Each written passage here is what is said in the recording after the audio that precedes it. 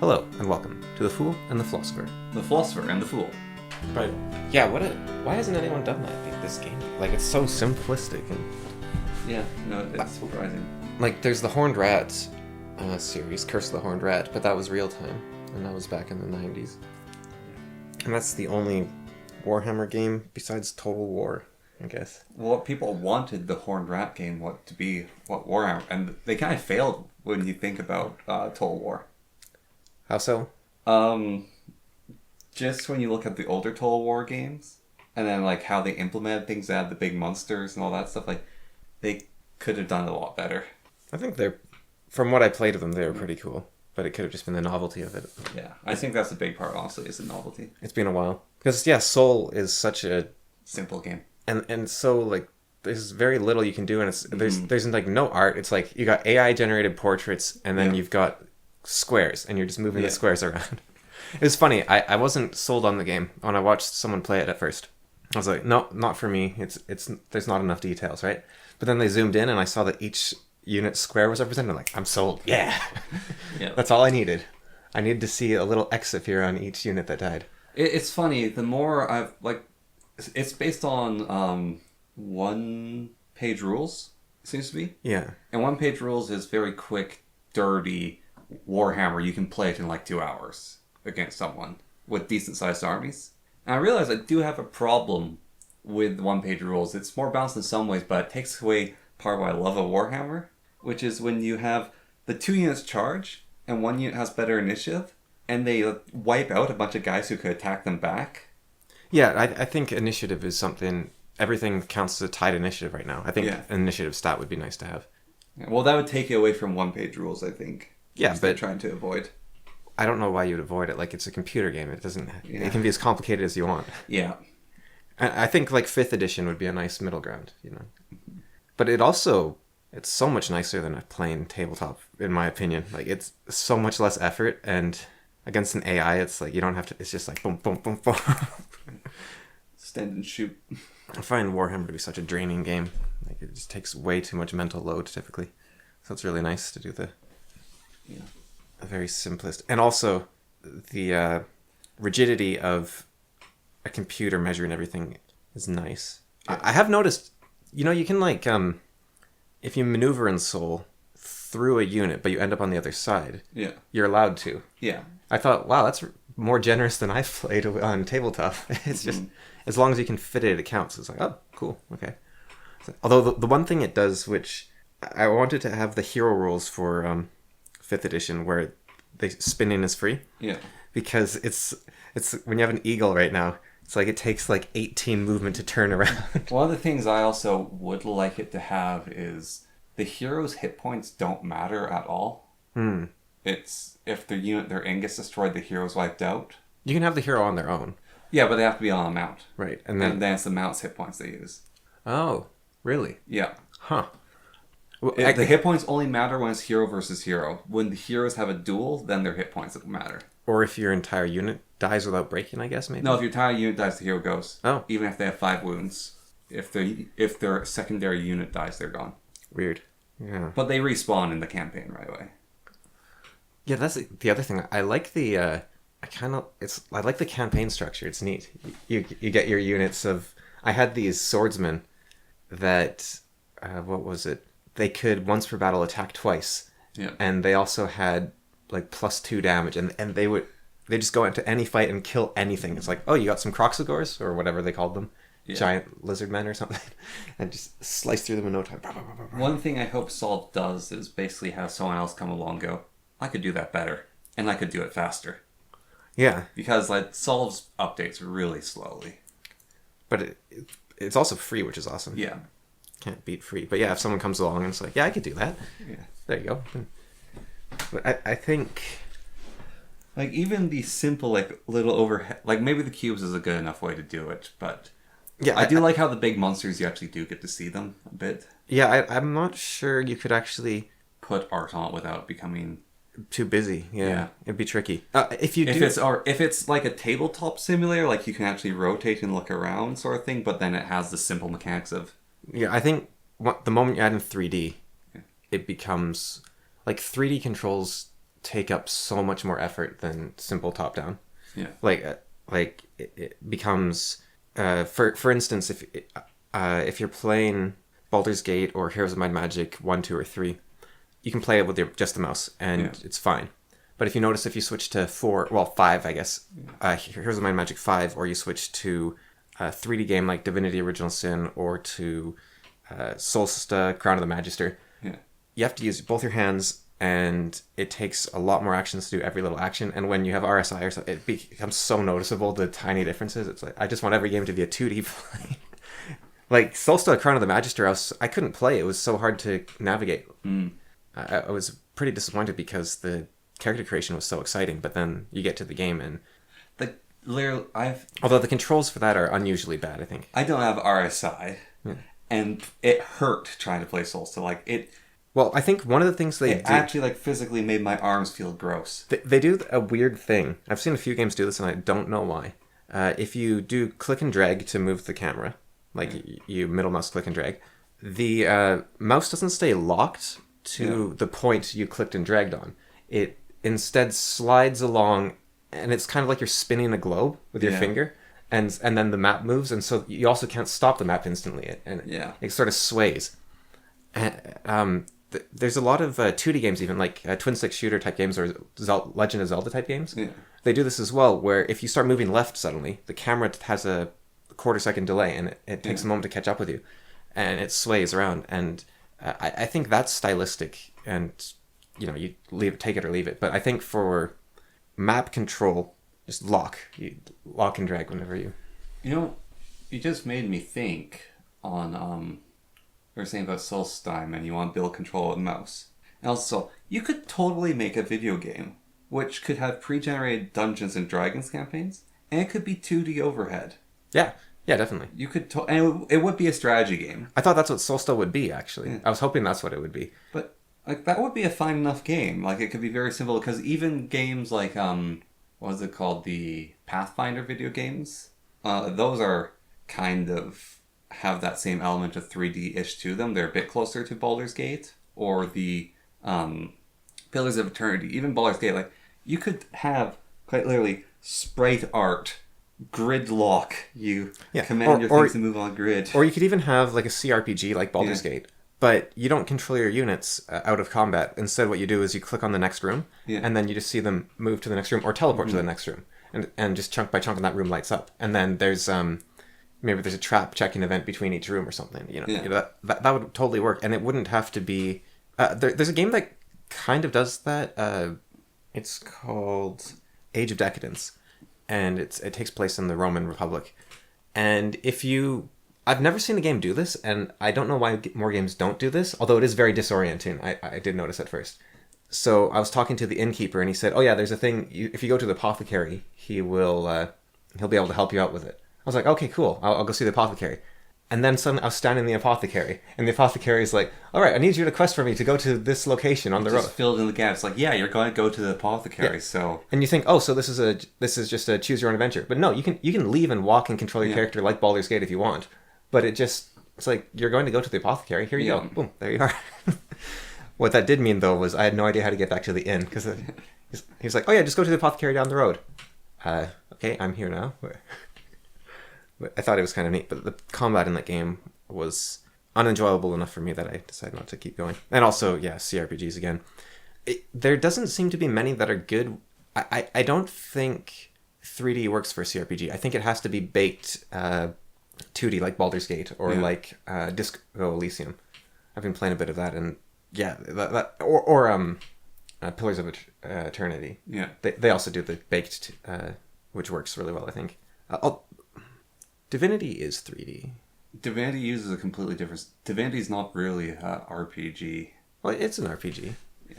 But Divinity works. Yeah.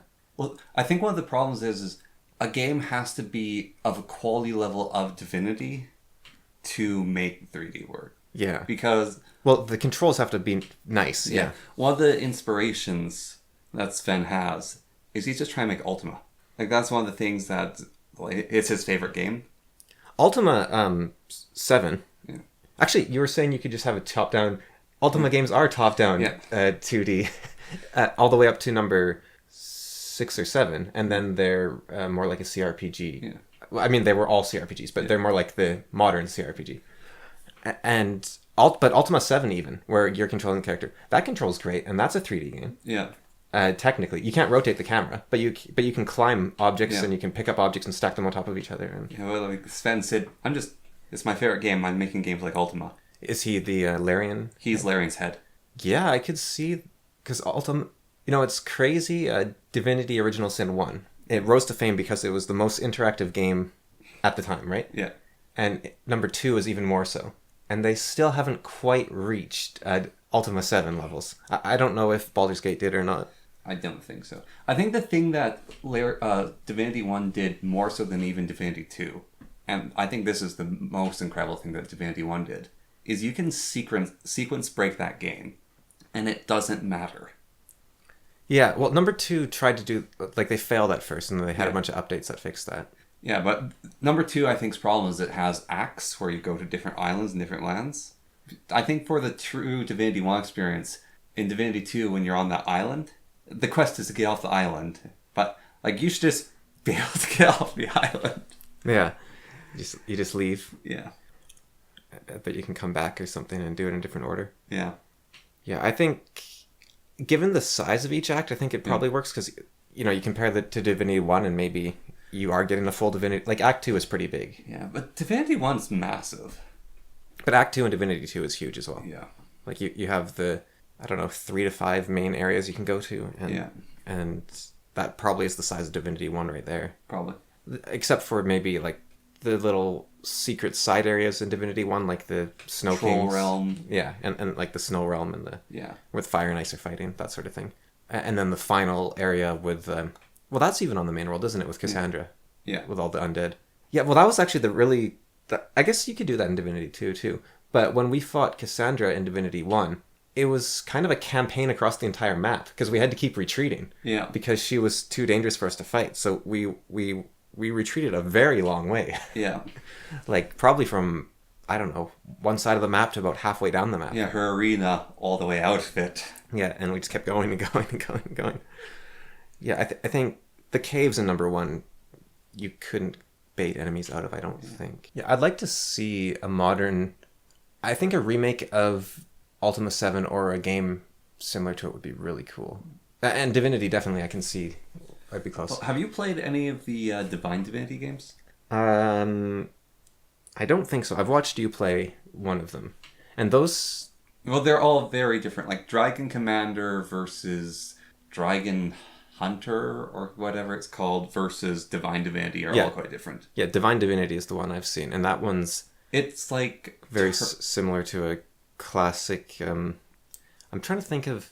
It's like turn-based Diablo. Yeah, but it what is it? It reminds me of something even more, and I can't... That game where if you walk, you die. Oh, Konog 2? Yeah, Konog. I was thinking more like maybe The Witcher or Gothic, like one of those sort of games. Like those sort of... Oh, no, it reminds me of Dragon Age or Knights of the Old Republic, in a way. You control one character mostly, and you're going around. Is that the Divine Divinity? I thought Divine Divinity were the overhead where you control someone that looks like Diablo. I think you watched me play Dragon Knight. Maybe it was Dragon Knight. Yeah, you watched me play Dragon Knight. No, Divine Divinity's very much overhead, looks a lot like Ultima. Kingdoms of Amalur. That's another of the games I'm thinking of. Yeah. I don't know if you've ever played that. No. That was made by one of the makers of Skyrim. Okay. And it plays more like an MMO. Dragon... It's a problem, because Dragon Commander, amazing concept, very bad game. Dragon Knight, or whatever it's called, that maybe that is Divine Divinity, but one of the other Divinity games, cool concept, very boring. And then the overhead ones I haven't really played. And for some reason I'm linking them to the Disciples games. Are they actually related to Disciples in any way? No. It's not like the same people or something. No, the Disciple games are weird. No, they did do a remake, didn't they, recently? Did they? Yeah, there was a new Disciples game. But it played a lot more like Heroes of Might and Magic 5. It was like a 3D combat with a grid and everything. For some reason I get Disciples mixed up in my head with Sacrifice. Yeah, no, those are definitely different. But they're just these weird sort of offshoots, odd, confusing games. Well, what they are, I wouldn't even say they're confusing. It's like there was a point in history where we could have gone one way or the other. It's like RTSs could have been like Sacrifice, or they could have been like Warcraft, and they went for Warcraft. And with Disciples, we could have gone for Heroes of Might and Magic, or we could have gone for Disciples. Well, yeah, my way of thinking of it is, in Heroes of Might and Magic 4, yeah, the two different units you choose. Yeah. That's basically what those are, like Disciple and Sacrifice are those. Yeah, they're the And weird. what's that other game where you can put your soldiers onto horses, and it's like the Asian-based RTS? Oh, that's I know what you're talking about. The name's gone out of my mind, but yeah, you have the Moon Clan and the Tiger Clan, and because that one's like trying a creative approach with wizards, and then there's that other RTS which with the giant angel, or you can go with the demon. So you start off at the same nations, but then you deviate on depending on what you build. Yeah, that's called Warlords or Warriors. I think that one. Yeah, that had some very creative ideas. That was more similar to the. That was like to the Asian one, where you only have a couple units, but they have so many paths they can take. Well, that one also makes me think of games like Stronghold, and the turn-based combat in what's that game where you have the armory and your soldiers walk into it and you can see them pick up the bow or pick up the sword. Lords of the Realm. Yeah, like Lords of the Realm and Stronghold, that game sort of plays a bit like them, but then also a bit like Age of Empires. Yeah, it's the supply chain is more important in some ways. Except in this case, it's a Stonehenge, then you go to the Stonehenge, and then you go to the evil witches, and then you send your evil witches to create a ritual to summon a big tree or something. Yeah. Yeah. Or you can summon a giant demon that can a giant angel that can walk through the ocean. Yeah, very... I wonder if it inspired Age of Mythology or was inspired by Age of Mythology, because the Titans are kind of the same idea. They've actually, in the new Age of Mythology, which is coming out, they can now go underwater as well. Yeah. Or they can stride through the ocean. Yeah. Which was always one of their problems, is they couldn't load into boats, so... Yeah, you were just like... I remember I played against a friend, and we had a map, so it was 2 continents and then archipelagos, and he built his Titan on one of the archipelagos, and then I was like, okay, I sent all my villagers to his continent and built my Titan on his continent. Yeah, actually, the changes they've made for the new Age of Mythology, like being able to reuse the powers at a huge cost, I think that's a great idea. And the... I wonder if the Titan powers will be cheaper, though. Titans being default, the Titans being... They might make them free for the first 3 casts or something. Yeah. Or maybe they're just cheaper the whole time. Or something. Because their powers were weaker. Besides their last one. I think Tartarus Gauge is one of the most powerful powers in the game. Or they might buff the Atlanteans and give them some other define... Like, they might just bring them up to par with everyone else and then give them a different defining trait. Like, their villagers not having to drop off was already different. Yeah. No, I think the change they made, making it more similar to Age of Empires Definitive, is also a good idea. Yeah, I would... One change I would like to see, which they didn't do because it would ruin the spirit of the game, but I don't quite like how Age of Mythology works, but I would love it if they focused... I think what they could do for my ideal Age of Mythology would be make heroes and myth units cost twice as much as they do right now. Yeah. I think that alone might do it. Because what I would like to see is almost all the fighting is between normal armies, and then you have sprinkled in occasionally, you have the big scary Cyclops or Wadjet Serpent or Gargoyle or whatever it might be. Death-falling myth units is a really bad way to play the game. Yeah, but it's still... There's still too many of them. Yeah, you see, like, you have a bunch of centaurs supporting your pikes or something, and I don't... You'd rather be like, there's one centaur, and... Yeah. Well, with centaurs, I could see a herd of them because they were a mythological race.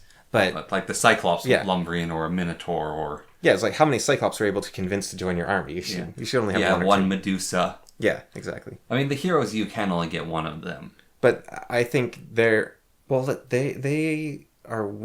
stronger than a normal unit, but they can get overwhelmed by numbers, I think is their thing. Yeah. That kind of works. But I really like Age of... I guess my bigger problem is that it feels a lot like Age of Empires 3. And I really prefer Age of Empires 2 combat in terms of the armies and the size of armies. But I also... Age of Empires 2 and 3, if you grew up with them like I did and you did, you the game now is at 1.7 speed. It was originally at 1 speed, so it was almost half the speed it is today. And I think that really shows a change in philosophy, because it was sort of a city builder in its original conception. And I think with Age of Mythology, you can also see the change when people are playing this new one, where they have these very tight build orders and they're sending armies out immediately. It would be neat. I don't know how you would do it exactly, but it'd be neat if there was a way to be playing a fantasy empire or a real empire instead of it. It's become a fighting game, sort of, instead of an empire manager. I wonder if neutral units would be able to affect that. Like they have in Warcraft? Kind of like they have in Warcraft. I'm more thinking, Here's My Magic, where they stop you from expanding. Yeah, right. And so you have to build up and spend resources if you want to expand further and claim more resources. Or, what about, okay, like quest gates in Here's My Magic? Yeah. It's like 5,000 wood to open up this section of the map. You have to pay. Well, that's sort of Black Forest does. Yeah. And you have to cut down. It could just be that maybe it's game modes that could affect it. Like, literally, you play Black Forest or you play, what's it called? Forest Spyway? But I think another part of it is something T90 goes on about a lot, is that you don't want a hugely mixed army. You want like 2 to 3 things in an army. You want halberds and archers, or you want knights and monks. Something like you just want 2. You don't want.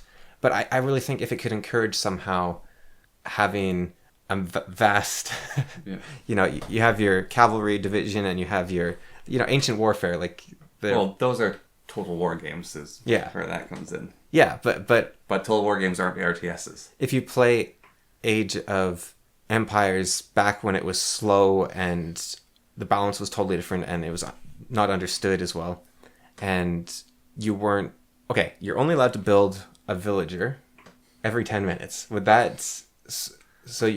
there is... Or your villagers come automatically every 5 minutes instead of you choosing when they happen? That's the problem. Okay, that's... Yeah. If a game allows you to invest in your economy...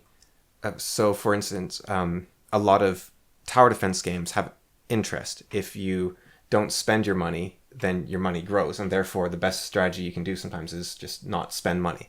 Or Heroes of Might and Magic has the treasury, where if you do nothing, you get 10% of your money in your bank at the start of the week. Right? Yeah. When a game lets you do that, you can snowball exponentially. But if the economy is fixed, then it becomes about everything else. And so you should just play Sicilians.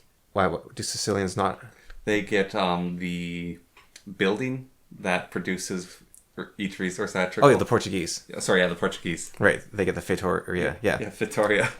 No, I was thinking more like you can't...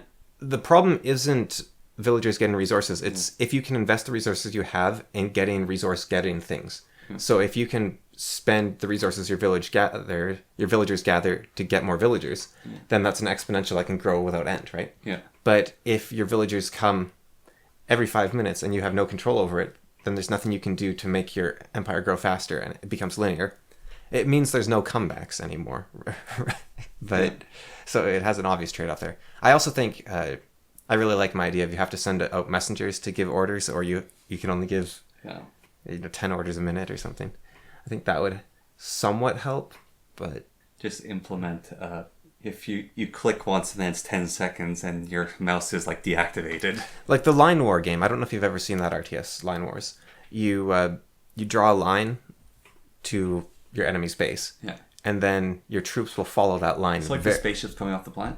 Kind of like that, yeah. But it is an RTS. It's a proper RTS. It's just your units are incredibly slow. Oh. And you don't have that much control over where they can go other than drawing these lines. And I think that kind of gets more into the macro of it. But the problem is you have these, lines of units everywhere instead of your nice little base with your houses, and you can't play SimCity. Even with that line drawing, that actually makes me think of an interesting thing of how you could implement it with the, not even with the messengers, but if you give, there is the problem of that. So I'll say the problem afterwards. Once you give the unit an order, they have to complete that order before they can do their next. Yeah. Now there's the problem of something going, click, move 10 feet, click, move 10 feet, click, move 10 feet, click, move 10 feet, click, move 10 feet. Yeah, but if the order comes from your town center, Yeah. then they can do that. But the back There's and a forth, little bit of a delay, yeah. So. But if the messenger has to go there and back, then that would be slower than just telling them to move 100 feet. Yeah. Yeah, so I think that would work. You just send out the messenger back and forth and back and forth. I've played a few games with messengers. And in later ages, you can get generals who can actually, like, trundle off to the battlefield. There's the game Winter Falling, which has little birds that you send out as messengers, which works quite well, I found. So, the general would be really cool, actually. So Dark Age, right, you don't have generals, and then, like, you progress through ages, you can unlock generals. And so you can have your battle line march forward, so you have your army at your enemy's base's door. And you have your general sitting on the hill. Then, an actual thing that's quite common in Asian-style stories is charging and trying to take the general out, because it destroys your team's morale. But also now a guy can't give orders anymore. And so the general would be cool in that concept, because you could have him rock up on the enemy base, but you're only allowed one general at a time. So in the second age, you're like, one general's there. And then if he gets killed, some of your army's screwed because it's sitting at the enemy's base. You're expecting to work with a general. I think you would need, at that point, some sort of minimal commands you could give, like sergeants or something. Yeah. Or you would need morale. AIs. I was thinking morale. Yeah. So your units, they either keep fighting or they decide, okay, we need to regroup, or we just break and we disband, desert. Something. Yeah. But yeah, a general that you could send out orders from back and forth, and he could have messengers work for him as well. Yeah. So you can choose how far back you want your messenger, but Yeah. you get quicker responses if he's on the front line. Yeah. Yeah, I think that would be pretty neat. And there are games, I think, experimenting with that more and more. But the main thing is maybe an AI, like in Love, Nikki, that gives you an aesthetic score based on your base that contributes to your victory in some sense. Like everything is done more efficiency if they're happy with how pretty your base is. If you have a good civilization, then your nation's going to fight harder to defend it. Yeah. Have a happiness score. I find the problem with those things, like XCOM does this, the adjacency bonuses and whatnot, is it actually, instead of rewarding you for having this really neat, tidy base, it actually restricts you heavily into only being able to build your base in one way. Yeah. Because you. Well, that's one of my problems with Civ 6 is the district things and the district. Like, I cannot be bothered to learn districting. Oh, but if you get those right, it's exactly. Like level. If you get those right, you go to a different level. But it's like, I'm not playing Civ for district city builder. Yeah, and that does become, well, it's only 5 that doesn't have that, I think, really. Really? Yeah. Well, 4 doesn't either, maybe. Well, I think 5 is one of the most popular of all the Civ games. Yeah, I haven't. 4 was as well for a while with it had that mod that was that mythology mod that was huge. Fire and Sword, I think it was called, maybe. Yeah. If it was, then there's a lot of Fire and Sword mods, but. The Civ 7 they announced. Yeah, I'm kind of Civ games. They're never very good when they come out. Yeah. I think since Civ 2, they haven't been good when they come out. Like Civ 2 was pretty solid on its own, but after that, it always takes 2 DLCs for them to really come into their own. And Civ 6 only had 1 DLC. Yeah. And then it had a bunch of game modes. Mm-hmm. And a bunch of nations. But it didn't need more nations and it didn't need more game modes. It needed 1 more DLC. Yeah. To really, really make it click. And it never did that. So I don't trust them with Civ 7. Like Civ 5, if you got it early, and then you got the first DLC, and then you got the Gods and Kings, and you're okay, this is amazing now. And like Civ 5 became amazing by the end. And so when I got Civ 6, I was like, oh yeah, this is going to be amazing. And the first major expansion came out, and it was, okay, this fixes a lot. That was the World Council. Yeah. And I was, okay, the World Council and climate change, that one was really awesome. It just needs 1 more. Mm-hmm. And it also needs to fix the AI. Yeah. And they never really did either. Yeah. The AI, I think, did get a little bit better, but it was so weak. Firaxis does XCOM as well, right? Yep. Yeah. And have they released actually a new game since Civ 6? They've released 1 million game modes for Civ 6. Yeah. Wasn't there a Sid Meier's Pirates remake at some point made? That was a game mode in Civ 6. Was it? Yeah. And what other games did Sid Meier make? He made Colonial. What was that game called? It was called Colonies or something. It was a game about colonizing the New World. Yeah, they have Alpha Centauri. Yeah, and they made an Alpha Centauri that it was terrible. Well, except it wasn't Alpha Centauri. It was like a sequel to Civilization, wasn't it? Yeah. It was like a Civ 5. Instead of being Alpha Centauri, which was actually apparently a good game. I've never played it, but Alpha Centauri, I think the thing that was really big about it was, first, the wide variety of races. Very different. It felt like a lot of space games do this, where you get to see all these different cultures with their very unique things interacting in a very complex world, like The Last Federation, for example, which is probably the peak of that. Or even board games like Twilight Imperium. Yeah. Same idea. And they didn't really do that for their game, but also Alpha Centauri, I believe you could make all your units. Like, you could customize each unit. You could swap out the engines and the vehicles and that sort of thing, which they didn't do. You know, one of the fun things about Civ is... What about the XCOM Tales? Or whatever that was. The comic. Oh, I guess they released the XCOM Police Force Yeah. game. Yeah. Chimera Squad or whatever. Yeah, Chimera Squad. Yeah. So, there's those two other Civ-like games that came out. Mankind... Yeah. And Humankind, maybe? Yeah. The one game which is just kind of a mess, which I think is Mankind. There's the one that's made by the Endless Legend people, with its very clean Unreal Engine or Unity type menus, and it had the ad with the lady with the blue hair throughout all of history. Yeah. And then there's the other one which is like, you can have the Age of Blood, or and you can get like the steampunk age. Right. Oh, that was the they kind of combined it with Crusader Kings. Yeah. Yeah. What was that called? It's called the Old World or something. Yeah. Yeah. So, like, there's those sort of games where you can... Paradox also has made one recently, haven't they? That is the Paradox one I'm talking about. Okay. So you can sort of screw around with history in those and, like, go down alternative creative paths. So it's kind of shown that those work in some ways.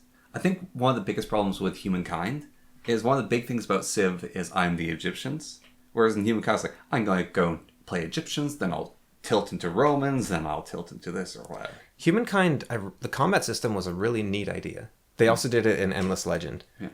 But just like in Endless Legend, it's a neat idea, but it's pretty shallow and hollow at the end. Endless Legend, I have that company, like Humankind and that company in general, I have a very hard time saying anything nice about that company, because Endless Legend is way more popular than Age of Wonders. Yeah. Or it was. I think Age of Wonders has passed them now. Age of Wonders 4 made a devil's bargain. That's my conclusion now. But I think Age of Wonders 4 did make it more popular now. Yeah. But Endless Legend was way more popular than Age of Wonders. And it's way worse. And that bothered me. Like, it's nothing against the developers. It's nothing even against people that like the game. It was just, there's an injustice here. This game shouldn't be as popular. Anyways. This should be the niche little fun game that people play. So my thought with Civ, how you would do an Alpha Centauri, like this would be a very different kind of Alpha Centauri, is you have a Civ-like game, you compress all the ages down, so like each part's a little bit smaller. Well, let's take Civ 5 actually. So like, there's just a little bit less, and then you expend the future tech and space age, and maybe you add one onto that. And then you have other planets with alien civilizations, and you give them their own tech trees, and then... Yeah.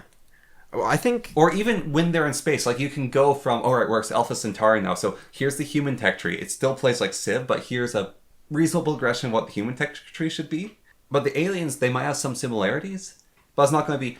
oh, I get this one unique unit and this one unique spaceship and this one unique tech. It's like, no, our tech is different.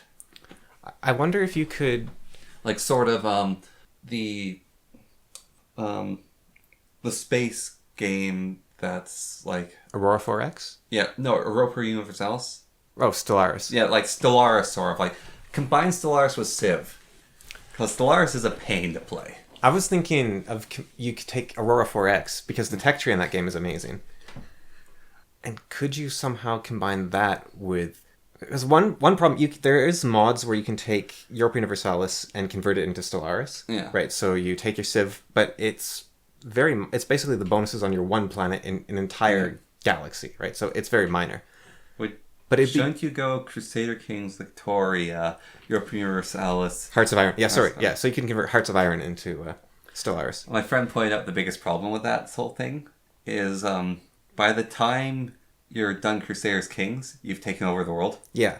Yeah, because each game you're meant to be able to take over the world within that game. Yeah. Because it's fun for that game. But it doesn't work. You could have a rebalance mod specifically designed for a long-term campaign, I think. Oh, that'd be a long game. Like I've been playing the it's called the extended timeline mod. Yeah. So you start in the year 0 and you go to the year 2000 and something. Is this Europa? Yeah, Europa Universalis. Yeah. And what they do is they add in, like, for example, there's an event. If you're a country adjacent to Rome, you're allowed to activate this event, which gives you 10,000 troops for every territory you own. And then if they conquer a Roman territory during a Roman war, you know how you have to defeat a nation and then you can ask them for some cores. And what happens is if you ever take a province while you're at war with Rome, you instantly core that, so it just becomes your land. Barb. And then after your war ends, any land you held before the war, you lose. And that becomes a new nation. But you keep any of the Roman lands you conquered. And then they have so I'm playing as Ireland. Yeah. And every 2 generations or something, I have twins. And the kingdom is split between them. And so you keep losing. So it has a bunch of historical-based events that force you to keep losing everything and then gaining it back and losing everything. But you can still become strong. For example, what I've done, because I own France and part of Spain and all of the UK and Great Britain and Ireland, is I have built the Maginot Line wherever my lands touch the Umayyads and the Bohemians. So there's just like fortress. So even when my empire shatters, you just reconquer it. I and reconquer you're still it, defended by the forts, and they can't come in while I'm busy reconquering. Yeah. And so you can do stuff like that. You can set up for the future, which is pretty fun. And you can also, put your heir on the front lines and hope that he dies, so that you don't have to split your kingdom between the 2 different groups. They have a lot of... the extended timeline, it's so in-depth, the amount of stuff they put in. It's really cool. They give something for everything. I was thinking Wildermyth. It on the RPG note, how the combat in that game is really fun. The leveling up is really fun. The storytelling is the best in any game ever, maybe. Not because it's this really in-depth story by any means. They're very short snippets. But they're short snippets. You don't have to read like textbooks to get... It's a glimpse into what's going on. I watched... I don't know if you've seen it. It blew up. Some guy's this tiny little YouTube channel. And he made a video called Games Not Desperate to Explain... Worlds Not Desperate to Explain Themselves. And he talked about... and it's actually a quote from the Wildermyth lead writer, apparently. They said, what was your guiding principle for writing this? And he said... Well, I think it was that the world wasn't in love with the idea of explaining itself or something, or desperate to explain itself. And so this video now has like 200,000 people have watched it. And it talks about how the original Star Wars trilogy, you see the opening scene, and it's the Nazi council, whatever, the Empire, right? They're all sitting around, and Darth Vader says something like, no, we shouldn't do that. And one of the generals turns to him and says... Well, come on, you're just an old sorcerer with your crazy old-fashioned religion. And then he chokes him out, and you're like, okay, so this is a world with some weird religion, there's sorcerers. There's nothing explained. It's just, okay, this... Because if you think about it, he's actually mocking Darth Vader, because Darth Vader looks like a clown, if you think about it. If you don't know who Darth Vader is, he's wearing the skull mask. Like, he's trying a bit too hard, really. Like, he's just all in black wearing this. But then he shows that his religion means something. Yeah. He can choke you from a distance. And the guy passes out. He doesn't lift him up or anything even. He just, like, cuts off his blood, basically. Yeah. And you're like, okay, and then Obi-Wan. It's not that Jedi all dress that way. He's a refugee. He's wearing robes to hide himself. Yeah, he's a old man hiding in the desert. Yeah. So he's wearing desert clothes of a beggar refugee. He's not... So he's a wizard. He travels in these long robes. He's a wizard. Also, I love his powers, because he goes... Well, the thing with the lightsaber is, like, a weapon from, like, a more civilized time. It's like, okay, that's kind of strange. But then, like, the mind trick, it's like, just not what you're looking for. It's like, okay, Jedi mind tricked, it's... And then this video essayist, he talked about how nowadays you can find a video on YouTube that it points to every member of the council and who their names are and why they're there and what they're doing. And he talks about Dark Souls and Elden Ring. And he says, you're not meant to understand this world. You're like, why is this person here? No, this is a thing that happened. And he talks about Lord of the Rings. He says it's the same thing. And then he talks about Wildermyth. How Wildermyth is the same thing. And so there's amazing worlds that don't give away every detail. But the Wildermyth also has this overworld management gameplay, which is like a really Boring game. boring strategy game. Yep.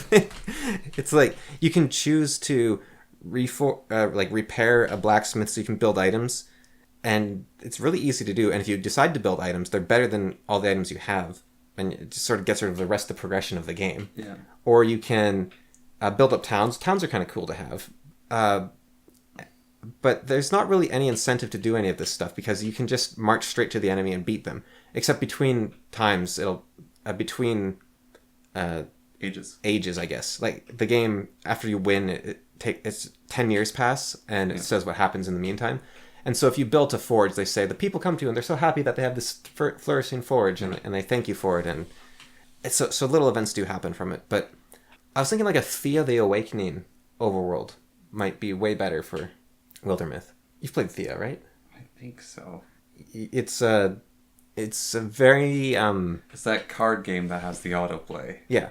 I played it a little bit. I didn't play all that much. Yeah, and so you're kind of these survivors in a wilderness, and you can send people out to go scavenge, but you actually need to scavenge, and you don't get to build these items. You have to research these really magical, mystical tech trees. And I think, because I was thinking a game like Solsta could combine with Wildermyth in a way where, but the travel, yeah. Sorry, you seem to have an idea. I was thinking you're combine Wildermyth with Conquest of Elysium. Yeah. Well, that's kind of what Thea the Awakening is like in some ways, yeah. I was just thinking like an awful, wretched world. I mean, Wildermyth kind of is awful, wretched world, but it's... No, it's whimsical. Okay, yeah, it is whimsical. It's horrifying at times, like the Medusa's turning people to stone. It's dangerous. Yeah.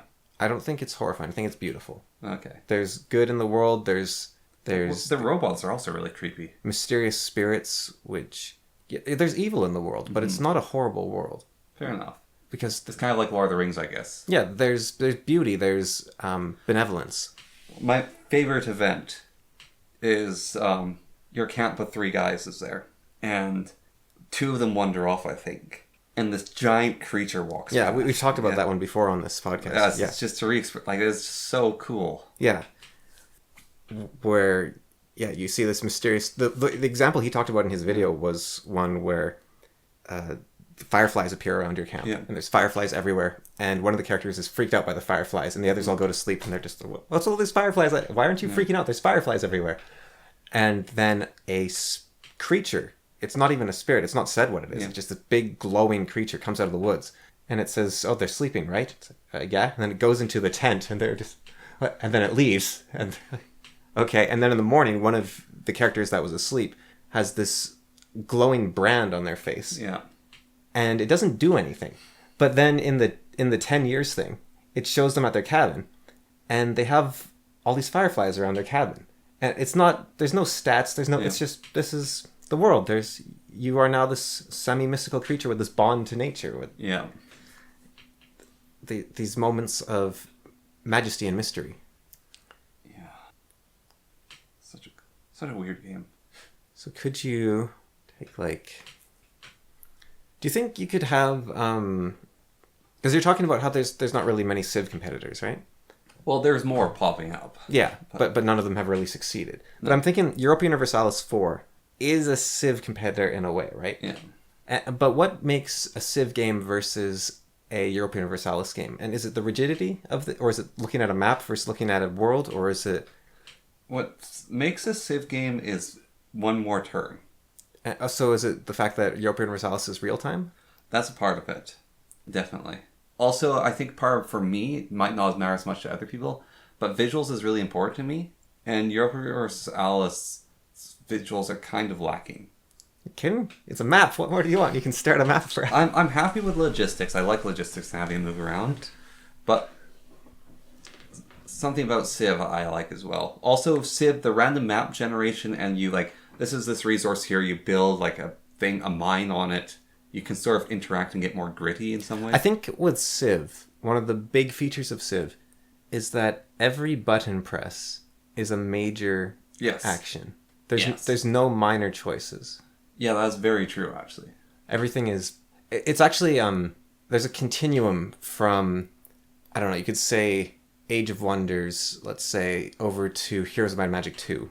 where in Age of Wonders 3, let's go with, because I know it best, there's a lot of buildings you can build. Yeah. And there's a lot of units you can build, and you have to choose what you do. And there's thousands of tiles you can stand on. There's all sorts of places you can go. And then you go all the way over to Heroes of Might and Magic 2, and building units and building buildings you can do in the same turn. You don't have to worry about which one you want to do. There's not that many buildings to build, and there's not that many places to go, because the map isn't as big, and you can only have 6 heroes at a time. You can't have 1,000 units and you control each one individually like in Age of Wonders. And the Age of Wonders allows you to do a lot more creative things on occasion, but the game per click with like Heroes 2 or something is way higher. And then if you go to something like Disciples, it's even higher in some way. Although, no, Disciples map is pretty big too. I'm trying to think, is there a game with a chunkier map than... I guess Heroes Hour, sort of, but that's more because the map's so empty. You can still stand in a lot of places, it's just all those places are empty. Yeah. It doesn't... Although apparently they had an update. They have an update coming out that's supposed to fix that. I think that's very true about Civ. Like, especially, I think about Civ 5. And this is actually one of the big differences between Civ 6. Like, the changing out cards and switching around cards in Civ 6. Like, I really like that system, actually. Yeah, but it's a bit fiddly. And I know I haven't ever interacted with this, and apparently it's fiddly as well. It's probably why I haven't interacted. Is the archaeology and finding artifacts in Civ 5 and then, like, moving those around. Archaeology in Civ 5 is... It's really neat, though, because the artifacts are generated based upon the game. So if you had a battle here 1,000 years ago, then you can go and there's an artifact there. It's really cool. But like what you said, is every click matters in Civ 5. I think in Civ 6 too. Yeah, and you can't take them back. Yeah. And I think Civ 4, the reason I don't like it as much, actually, is because there is so much fine-tuning to do. Mm-hmm. There's so much... minutia and wiggle room, which can allow for some interesting ideas, but it gets a bit much. Warlock Master of the Arcane. That's a game that's kind of like a more chunky version of Age of Wonders. Yeah. Or the combat is stripped right down. Mm-hmm. But you can still have massive armies in that game. Yeah. Ridiculous. You can have massive armies in Civ. Yeah, they can... And that's the thing. Is Civ...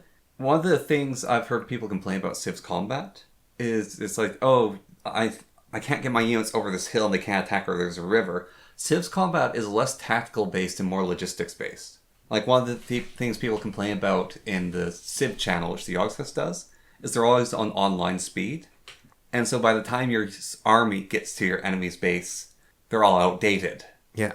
And one of the things you have to do in Civ, which sometimes sucks, is you have to build a road to your enemy's base.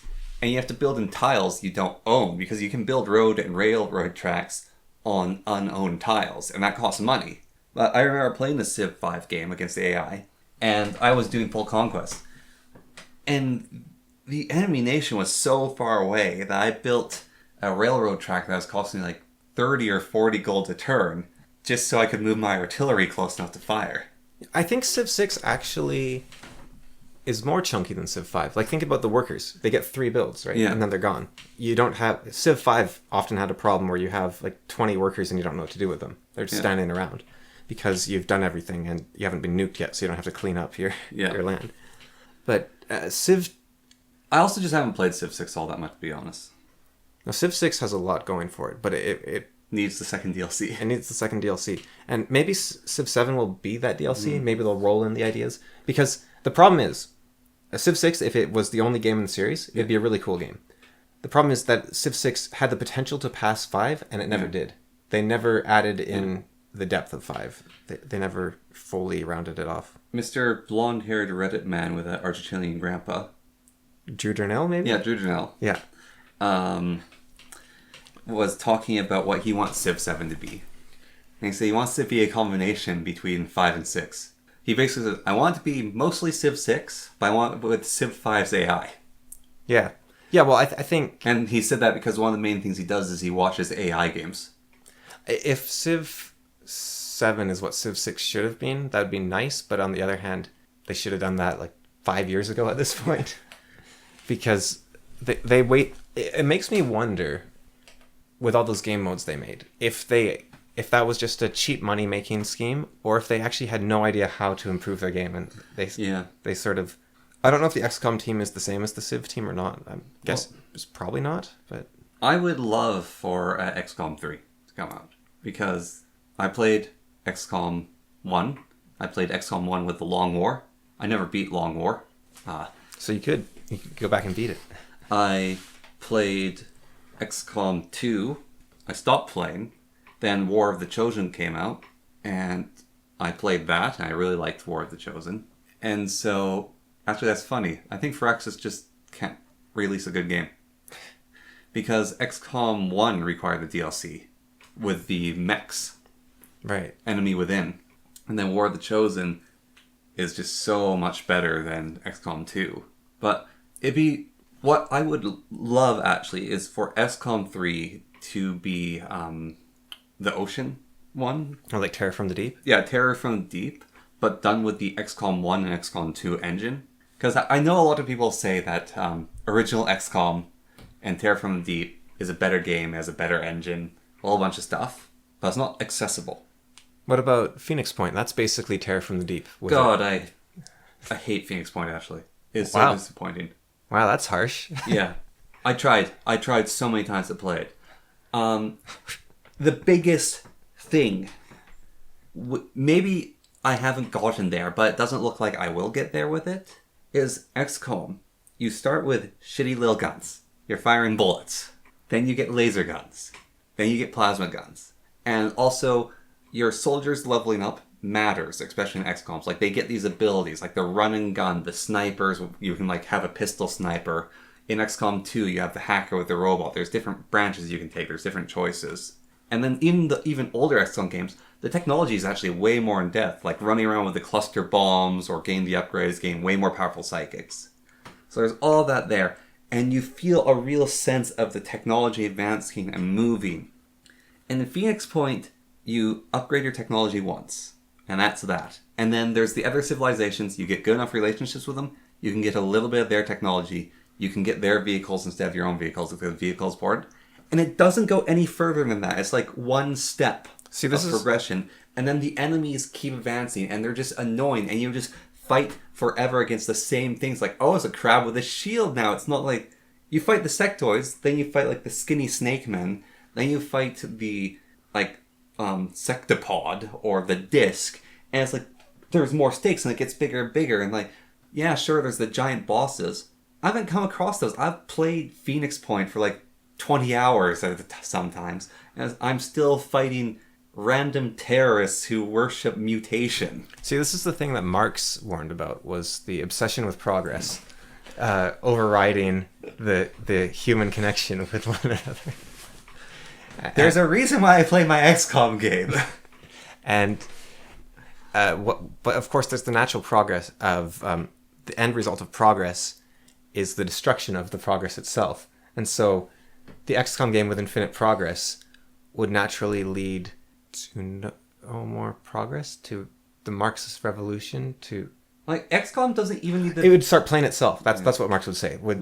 You would get so many... an infinite progression in an XCOM game would lead to the point where you'd be getting AI soldiers that were playing themselves, and then you wouldn't be playing the game whatsoever.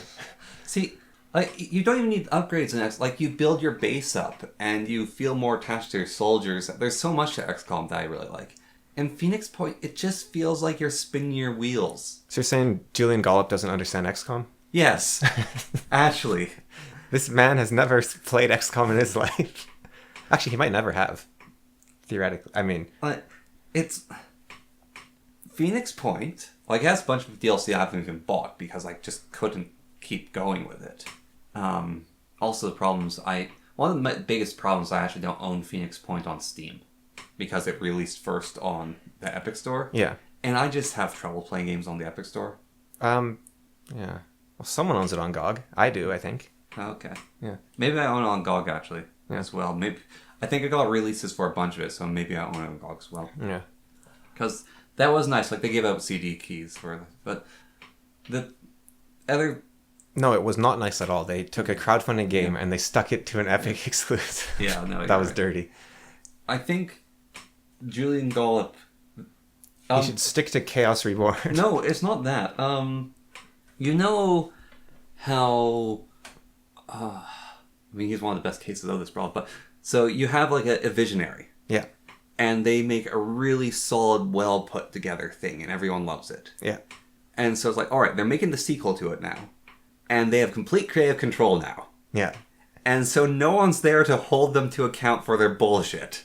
And then you get XCOM Apocalypse. Yes, that's what I feel like happened with Phoenix Point as well. Maybe I should look up more and see if maybe I'm wrong, if I'm doing something wrong. But that's one of my problems with video games, is you shouldn't have the option to do something wrong in a video game. And I mean, it's, you can lose, you can make mistakes, that's fine. But you shouldn't be able to play the game wrong. And that's like the biggest design philosophy with the early Halo games and the look at Mario. Half-Life games and Mario. You can't do it wrong. Like Mario's a skill thing, where it's like if I mess up my jumping puzzle, I mess it up. But with Halo and Half-Life, you don't get stuck spinning in circles. Like, where do I go next? Oh, I need to look up online guides. Like, no, you don't need to. The people who made these games are geniuses. They tested this game over and over again to make sure you wouldn't spin in circles. So, is there a detail I'm missing here? In Halo, it's I'm running through the base and I'm like, okay, I'm lost and running in circles. There's an arrow on the floor. That's where I go next. Like, there's literal arrows on the floor. But Half-Life is just, okay, stop for a moment. Right, this is where I need to go now. Yeah, that's a nice... I've noticed that problem with, well, XCOM itself, where you can lose 3 months before you realize you've lost. Yeah. Because you're doing everything wrong, but you don't realize it, and then you just lose. Whereas a game like Heroes of Might and Magic or Age of Wonders, if you start doing poorly, the AI will let you know instantly. They'll start taking your towns and they'll start crushing. Yeah. I think games where the AI is against you and it's pressing on you always, it's very hard to play wrong. Because you, like Conquest of Elysium, it's like, you know, if you're doing something wrong, you're getting crushed back and you have to... Well, I'm not even talking about like doing something, that's making a mistake. I'm saying that... I'm playing the game wrong. If I'm playing it so it's not fun, there's a way to play Phoenix No, but Point what I'm where talking about with the AI pressing against you is that it combines the am I doing something wrong with the skill of losing. Like it combines them into one, and that way, because you know, it's fun to be winning and doing well. It's also fun to be losing and trying to stop yourself from losing. Yeah. It's fun to put out fires, right? Like RimWorld, great example. Fun, but it's not fun the first time you play Dwarf Fortress and you don't know that you can even build a farm or that you have to build a farm and you're spinning in place and you don't know. That's not fun. And I think some games, like open world games especially, that's a risk they take. Yeah. But there is some open world games even where, like Morrowind, where they still make it work. Skyrim to a degree, yeah. Although I think Skyrim, they were so scared of it breaking that they went too far in the other direction and they stuck you on rails. Yeah. Although Skyrim's weird because if you follow those rails to the end, then you get kicked out into the open world and it's a nice little tutorial. Yeah. But it's still a 15-hour tutorial. Yeah. So I think they should have made that whole thing shorter or given you a bit more freedom. I love how you didn't realize that the main campaign of Skyrim is like 5 hours. Well, it's like 10 hours long or something. Yeah. Yeah, but also that's one of the things about Skyrim, which it's the joke about Skyrim, which is I am the Dovahkiin. I beat Alduin. Now I'm going to go to the Thieves Guild, and no one knows who I am. Yeah. Like that's the joke. Like you are the Dovahkiin first. I like in Icewind Dale. If you can find, I think it's in the bottom of some cellar. You can find a dead cat, and so I took the cat into my inventory and I was walking around the inn talking to everyone in the inn. And I talked to this group of adventurers and they're like, yeah, no, you should head up to the... Is that a dead cat in your inventory? Why do you have a dead... Did you think someone was looking for their dead cat and you decided you just carry that around with you until you found them? That's disgusting. What's wrong with you? Yeah.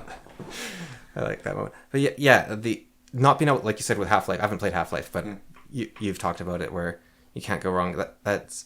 I think you do need the ability... Or it's a necessary evil a lot. Like Tears of the Kingdom, Breath of the Wild. Tears of the Kingdom for me, hugely, right? There's so many ways to go wrong in Tears of the Kingdom. Metroidvanias. I have never done a Metroidvania in the intended order. And I don't mean, you can do what you want. No, it's I always... You know how there's like speedrun tricks where you can get these really hard to get secrets? Yeah. I always think that's the necessary passive progression. And I'll spend like 10 hours just trying to get this one thing and I'll finally get it. I'm like, wow, this game's way too hard and it's not that fun and the pacing's all over the place. And then I'll walk into a room I thought I'd been in, and it's like, here's the item that does the thing. Like, Dead Cells. I only just found the ram's horn, so let's let you break through things.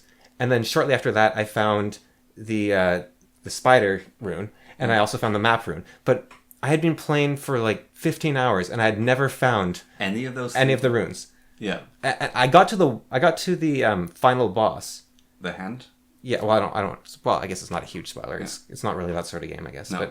But yeah, I got to the final boss once, and I almost got to him 3 more times before I got any of the progression items. Yeah. And so it makes me feel, wow, this game's really terribly paced. But it's just, I didn't go into the one room with the weird...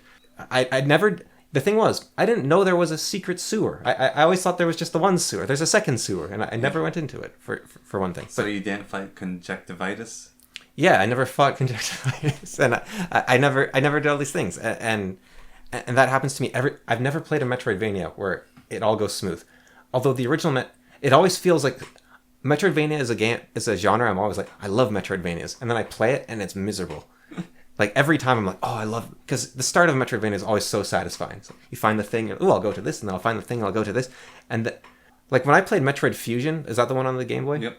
I was playing Metroid Fusion, and I get to this door, and I spend 10 minutes trying to get through this stupid door. You can't get through it, you idiot.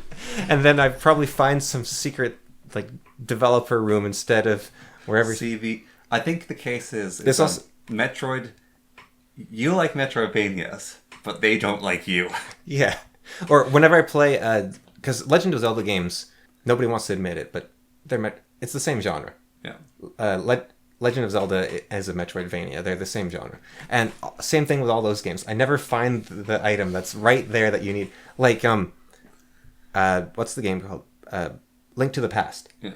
It's like this really railroady game. You can only get and you get the upgrades. I got this like amulet of invincibility that did nothing to advance the game. It's like insanely hard to get to. But I was like, okay, finally I can advance the game. Nope, useless. Amulet of invincibility is useless. I was going everywhere. I was looking. I was doing all these obscure puzzles. Couldn't find anything. I finally just walk into a place I thought I'd be in, pick up a rock, and there's the other half of the game under there, which is like an open world. And I just thought this was the super linear. But the problem is, by the time I get to this open world, I've done everything else. Yeah. So what you're supposed to do is you're supposed to walk around in the open world and, oh, that's neat. Oh, that's neat. But instead, I'm just fully kitted out and I just blast through the, like, 75% of the game in, like, 5 hours. Yeah. Because I've already done everything. And so the pacing... It's the same with Baldur's Gate, where I do Durlog's Tower, like, first. And then the rest of the world is way too easy. Yeah. And I always, like... But Morrowind is a game where you go in and they say, okay, your job is to be a secret agent that integrates with society. Have fun. You can't do wrong. And Daggerfall's kind of like that too. Which so it is possible to do, I guess. But yeah, so with XCOM, since you're really excited for an XCOM 3, have you considered just playing like the original XCOMs or Apocalypse or... I have tried them. Like I said, accessibility to them. Have you tried like the mods for them that make them more like the Open XCOM project, which makes it way easier to use? I haven't. Okay. Yeah, because there's mods that make them way easier to use. And then there's Xenonauts.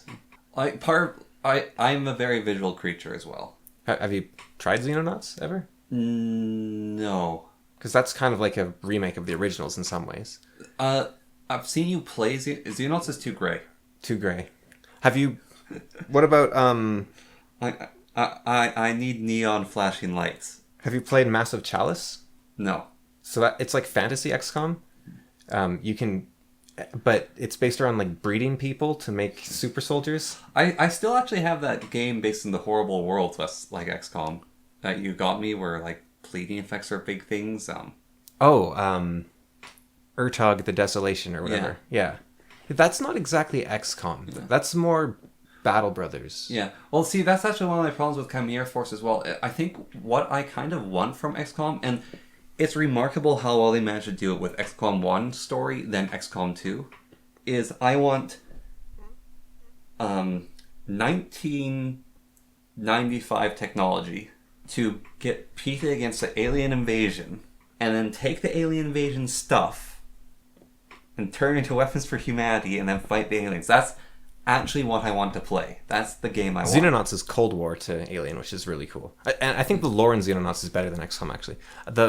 I think one of the things I would need is a mod for Xenonauts which reads the text walls to me. Mm. Because that's one thing that XCOM does, is you get read a lot of the stuff. There's also... Like, if I could find that, maybe I'd actually enjoy Xenonauts, is if I could get read the things. Mm. Yeah, the lore in that game is pretty amazing, actually. There is also an XCOM mod for Xenonauts, which...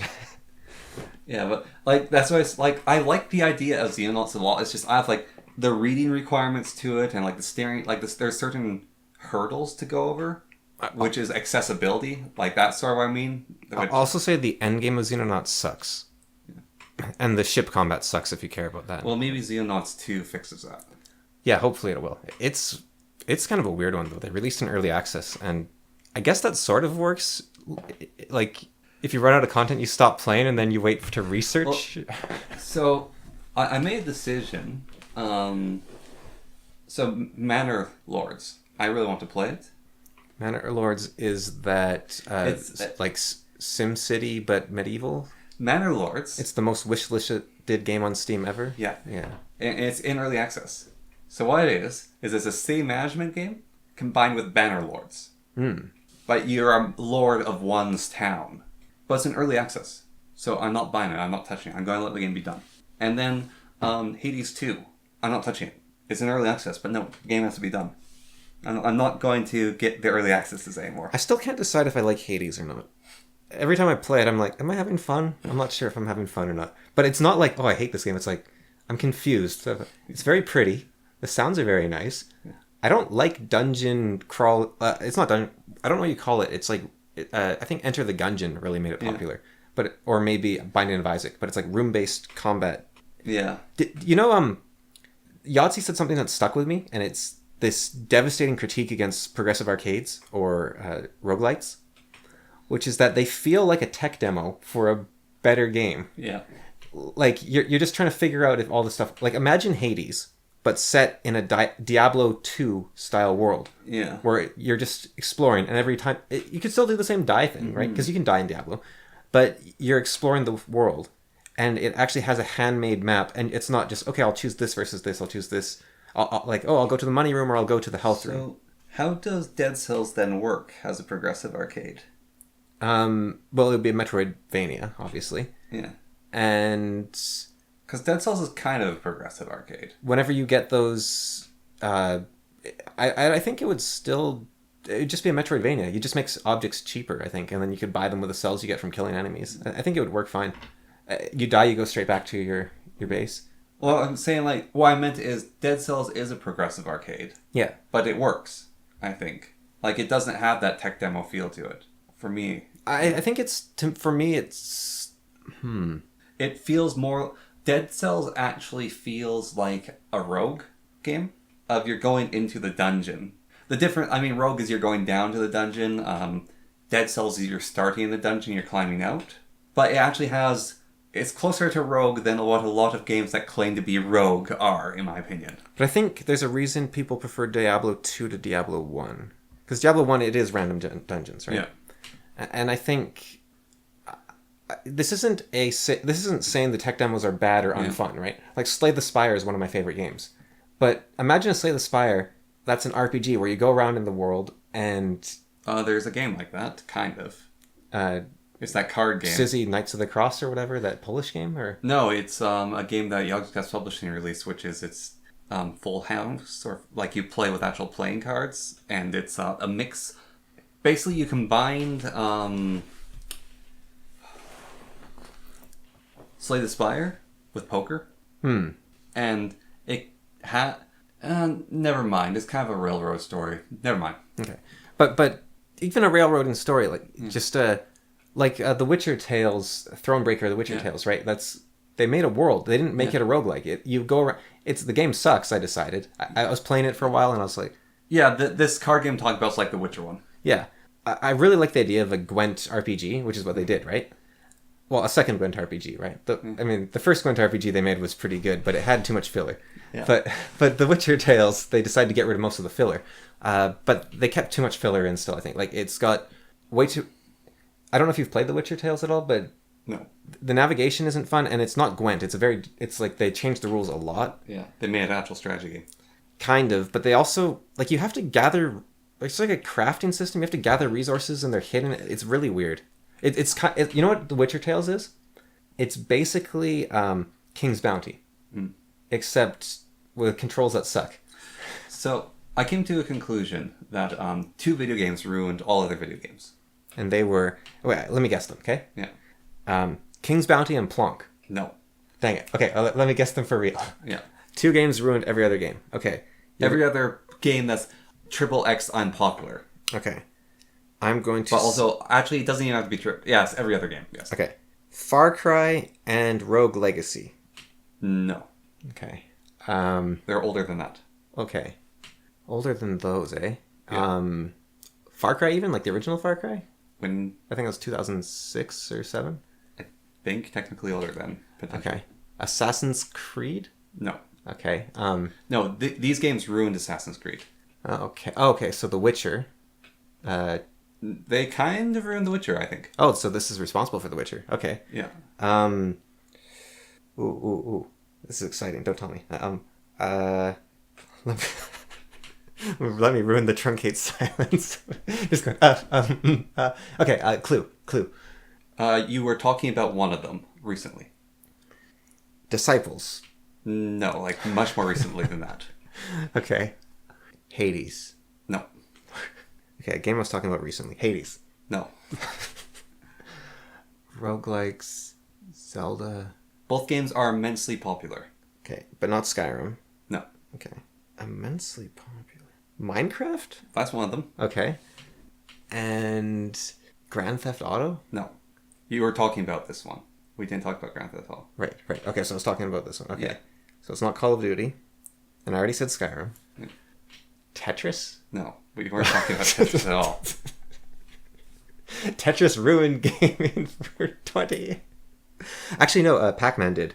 That caused a video game crash was so many Pac-Man clones. My short-term memory is shot, apparently. Whoa. Diablo 2. Oh, Diablo. I'll explain how they ruined it. So Diablo... Oh, with the randomized loot? Not the randomized loot. The Herodic Cube. And the gem slots. And combining gems so you have like the little diamonds and turning them bigger and bigger ones. So that was one thing. But the bigger death nail was Minecraft and crafting. Because what happened is so... Diablo comes out, and it has a sort of crafting system. Like, there are certain items you can put into the Herodic Cube and actually combine, and then you can combine gems, and then you can put the gems into items. And that is really fun.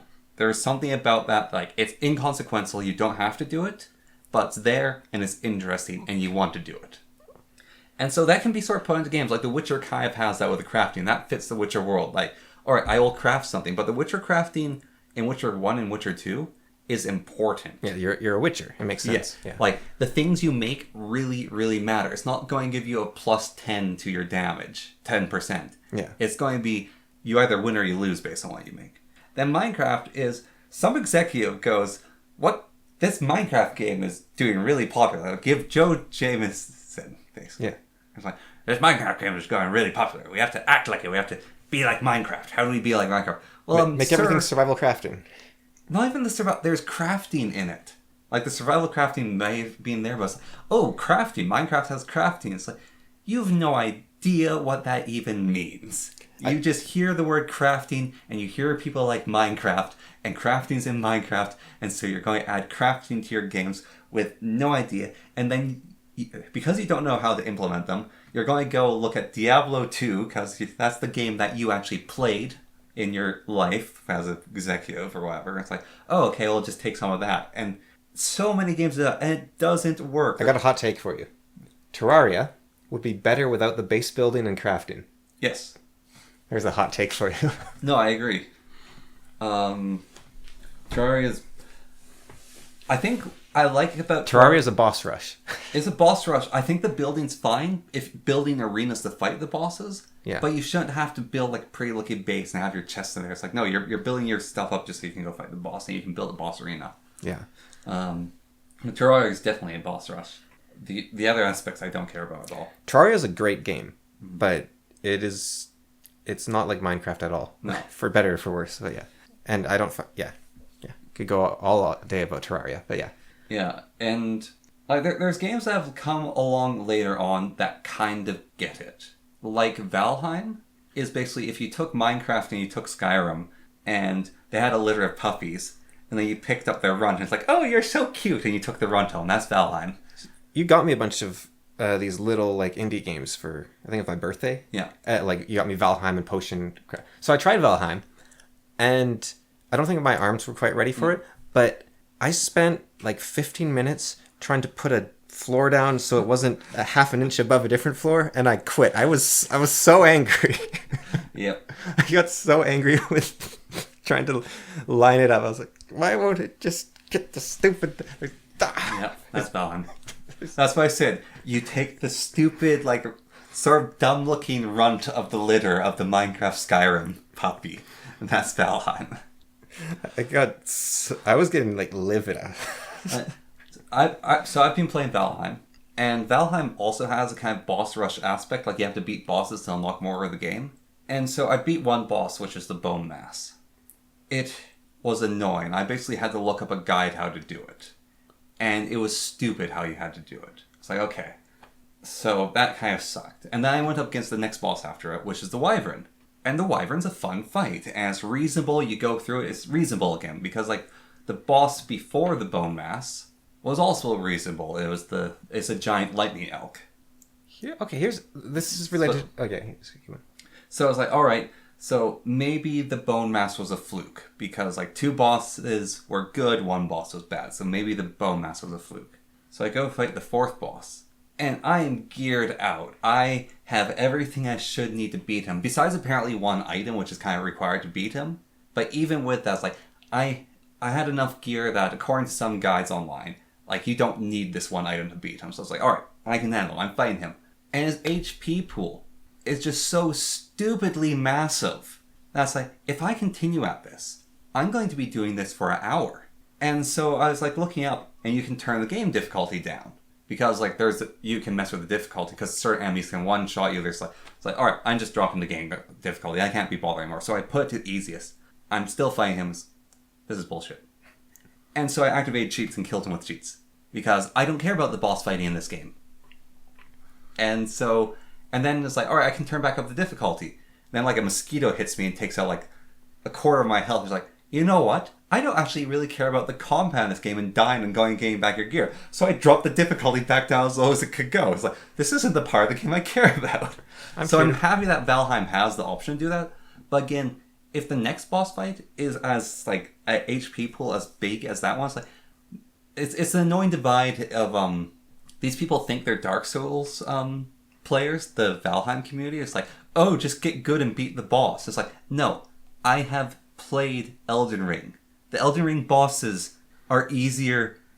They're not easier, but they're more interesting. This is just boring. I'm sitting here throwing arrows at a damage sponge. Yeah. If you play Elden Ring and you fight a boss and you're sitting there throwing damage at him and his health's going down, you don't keep trying to fight him. You get some more souls, or you get an item that can actually damage him, because it turns out he's bludgeoning resistant, so you get a holy sword to hurt him. Yeah, I don't know if Elden Ring is like this, but what I noticed in Dark Souls, from the very few bosses I've beaten, is that if you do it right, you can beat a lot of the bosses in like 3 hits. Yeah. But you just have to figure out their weakness.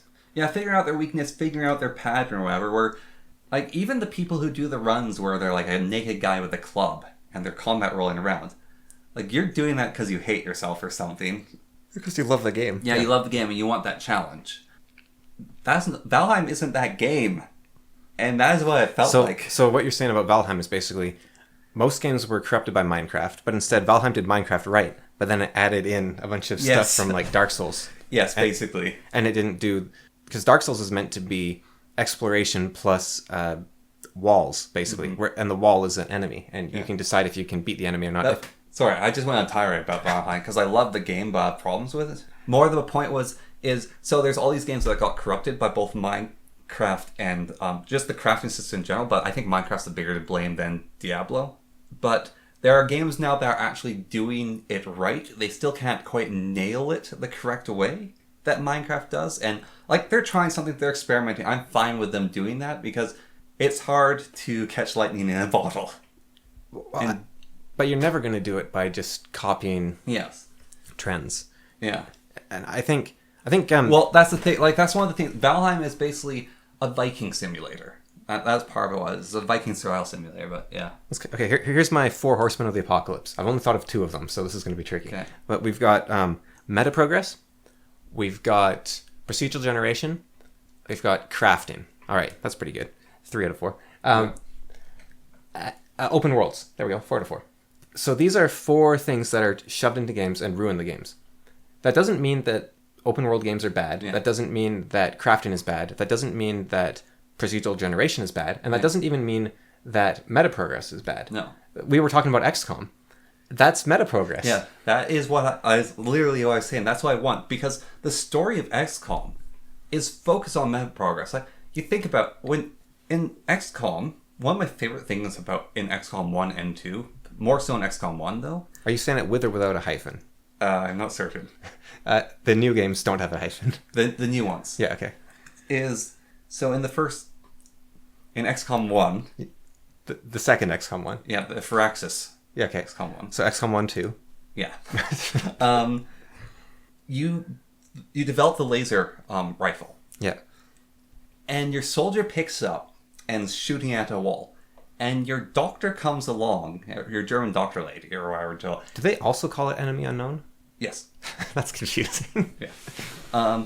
And she explains the weapon. She talks about it. She gives a little bit of lore. And then there's this write-up you can read on. And then you diversify the weapon. You get like the little pistol, you get the things. And then there's other technology you develop in engineering. And your chief of engineering explains them to you. And that's the story. Like, this gameplay in XCOM is research and development. And that's meta progress. But, okay, XCOM for me is gathering samples and specimens to do research and development, and then having elite soldiers do testing of your research and development to make sure it works. Okay, what about this? Let's say that Julian Gollop doesn't care about any of that, which you think Phoenix Point shows, right? Yeah. Because XCOM is also a story generator. It's like RimWorld. Mm-hmm. And maybe that's what he focuses on? And do you think that Phoenix Point could be a story generator in that way? Potentially, yeah. Because the thing I'm thinking of right now, like the Lewis and Ben Save the World series, that shows the story generation potential like crazy, right? But you can do so many things in... I think my secondary problem with Phoenix Point is I have no investment because the apocalypse already happened. You're not dealing with the apocalypse. The apocalypse happened and now you're surviving it. Well, I've heard what a lot of people don't like about Phoenix Point is that you're not really playing as humans. Yeah. You're playing as sci-fi races that all look human, basically. Yeah, exactly. You don't get the... Because it's not actually about the... You have to start with Cold War weapons and upgrade them. It's that you have to start with a grounding in reality. Yes. Because it's meant to be reality versus chaos. I think what would make Phoenix Point way better is Phoenix Point Day 1. Yeah. Is the mist is coming and you're fighting it. And then it goes into the rest of Phoenix Point. And these cults and weird civilizations can start popping up and appearing. And because the whole idea is the Phoenix Project was there. You know what? And then you reactivate it. That's the story. You know what XCOM is? Like the originals and the new ones. Yeah. It's Hermes Thoth slaying the dragon of chaos and forging the Ouroboros and using that as his sign of knowledge and power. It's going into chaos. You get the alien laser weapon, especially in the original XCOM games. You could actually take the alien weapons and then use them without being able to create them before you could understand them, right? And why the later games even work, though, I don't know if there's XCOM, then XCOM 2, then Terror from the Deep. Terror from the Deep is the second one. Okay, but XCOM 2, you've lost. That's the story. And so you'd think that it would have this problem of, like, the apocalypse happened, but it doesn't because you played XCOM 1. And then XCOM 2 is you're still humans, still trying again. Yeah, and you're still advancing, right, as well? And you're using different technology. Your technology is less world government, it's more guerrilla warfare. So here's an idea. Okay, imagine Phoenix Point. Everything's the same, right? Except there are no weird, like, machinist factions and whatnot. So those are gone. You just play as the base game faction, and you're fighting the crab creatures, right? Yeah. But what you do is you collect blood samples, and then you still have all the sci-fi weapons, but you can now, if you kill a shield crab, now you can mutate your soldier to have a shield. And if you kill There's a DLC that kind of does that, but... Okay, because It's weird and doesn't work. Because what I'm thinking is one of the main things of XCOM is actually you take the enemy's weapons, make them your own. Yes. You make them a human version, because that's the neat thing about at least the original XCOM games and Xenonauts. You don't actually ever get the alien weapons exactly. Yeah. You get a human variant of it. That's the same thing with the later XCOMs. You never get the alien weapon. Well, War of the Chosen breaks that, but... And I think also in the original XCOM, the blaster bomb is just a straight up alien gun, but still, you make your own kind of laser weapon. You make your own kind of... adapt it. War of the Chosen actually kind of works because what it is there's these alien hybrids that have super weapons, and when you kill them, you can take their super weapons and give them to your soldiers who are adapted to using them. Yeah. Yeah, and I think... Yeah, but it's the same idea of you take from the enemy and you make it your own. Yeah. And then the story generation aspect. So I think... I love the story generation as well. Like, you have the guy who never missed. You have your run and gunner who goes in and solves everything. You have your sniper who's like... is always behind. Then you have your forward sniper. If I made an XCOM game, I would definitely have hidden traits. Yeah. And they would be stuff like never misses or never hits. And you just sprinkle them. They'd be rare. They'd sprinkle them around a character, and people would be like, "What's wrong with this guy?" That's the thing I like about Xenonauts in the original games more than the new games is that you can have like 30 soldiers. Yeah. Which I think because you don't have nearly as many in the new games, right? And I think that it suffers a bit from. Especially the way Lewis and Ben played, where they would die all the time. I think that's really the way to play. If it could encourage you to have your soldiers die, I think that works really good. Yeah. And okay, so if Phoenix Point, do you think the idea of Phoenix Point is that you go and you do a bunch of missions, and you get comfortable with your strategy, and then the aliens adapt to your strategy, and so it forces you to get technology from a different faction to overcome their adaptation, and that...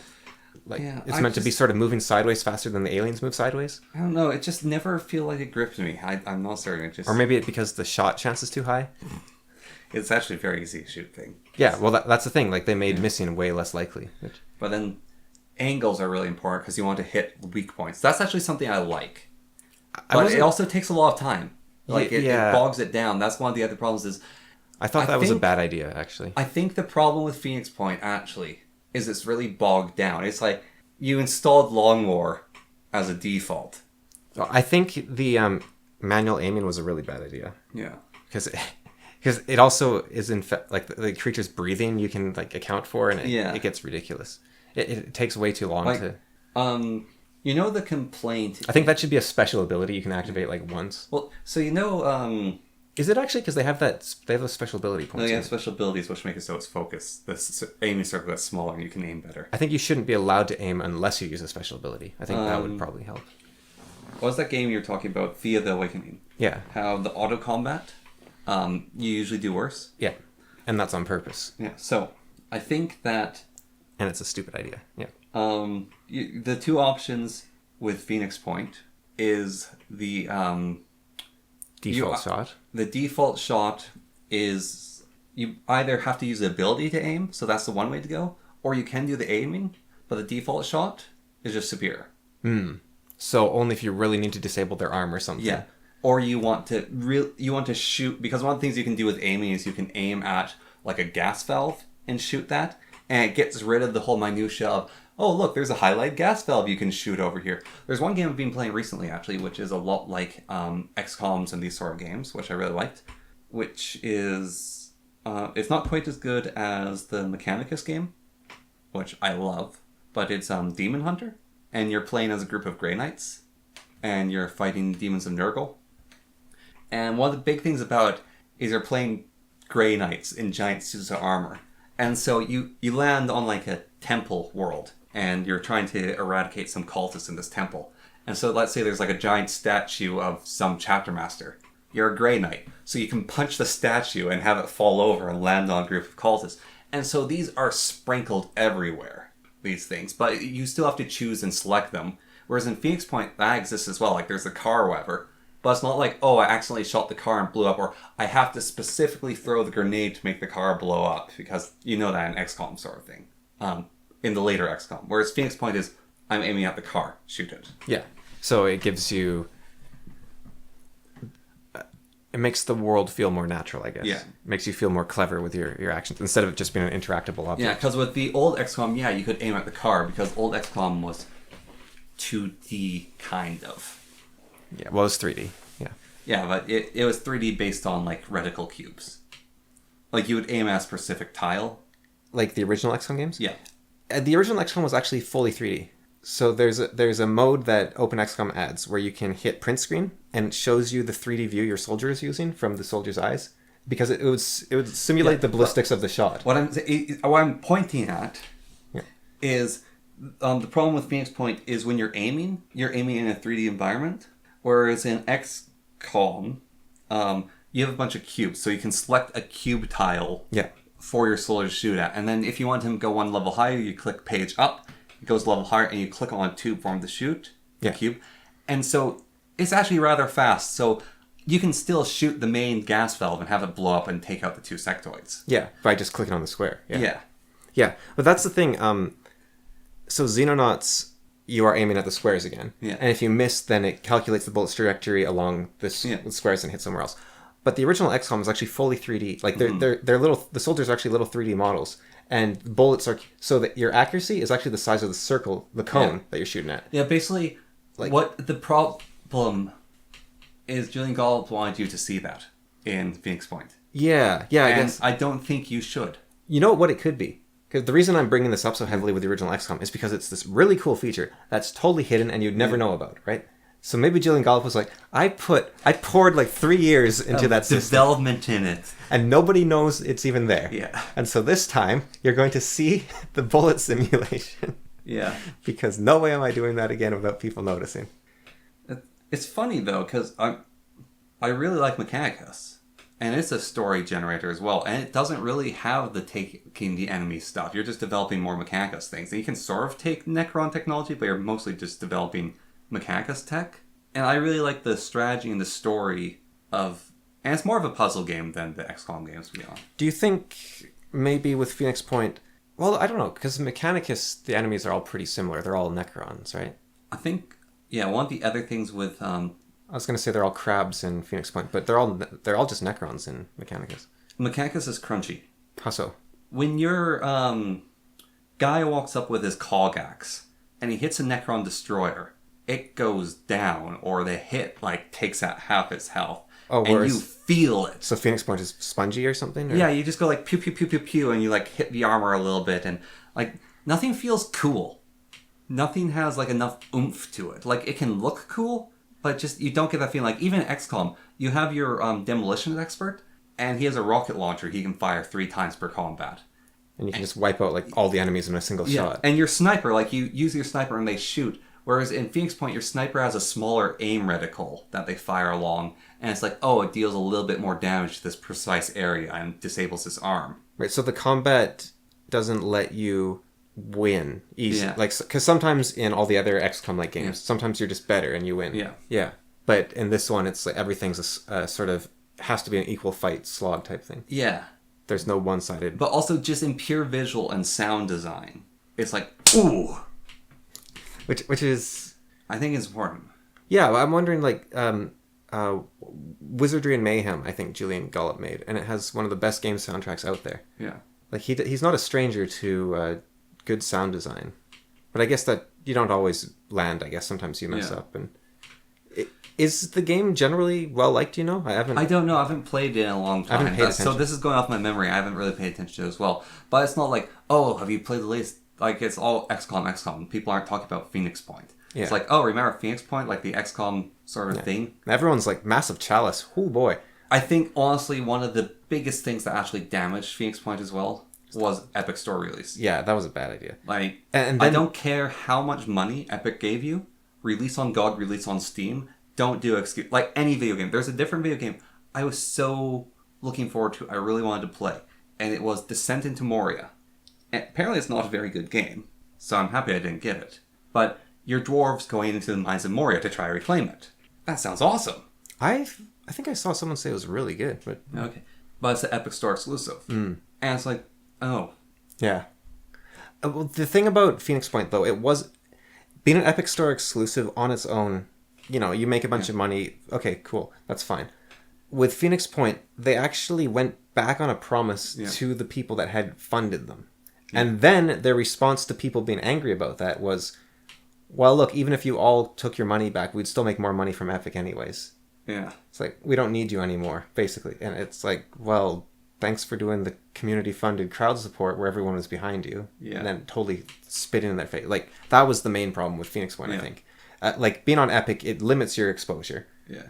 But then, on top of that, being unethical and unkind to those people that believed in you. Yeah. That gets... Me being one of those people. Yeah. Yeah, that gets really nasty. Because Julian Gollop, I think he's had a really solid record up until that point. Like, he did Chaos, and he did Chaos Reborn. He did all the XCOM games. He did Magic and Mayhem. He did another Chaos game. Yeah. Yeah. Most of his games are remakes of his older games, actually. Yeah. He did XCOM Apocalypse. He did UFO Defense. Okay, UFO Defense was probably... Awful. I've played it. It's so bad. That was probably one of his Did he do failures. XCOM, the first person XCOM game? Oh, I don't know.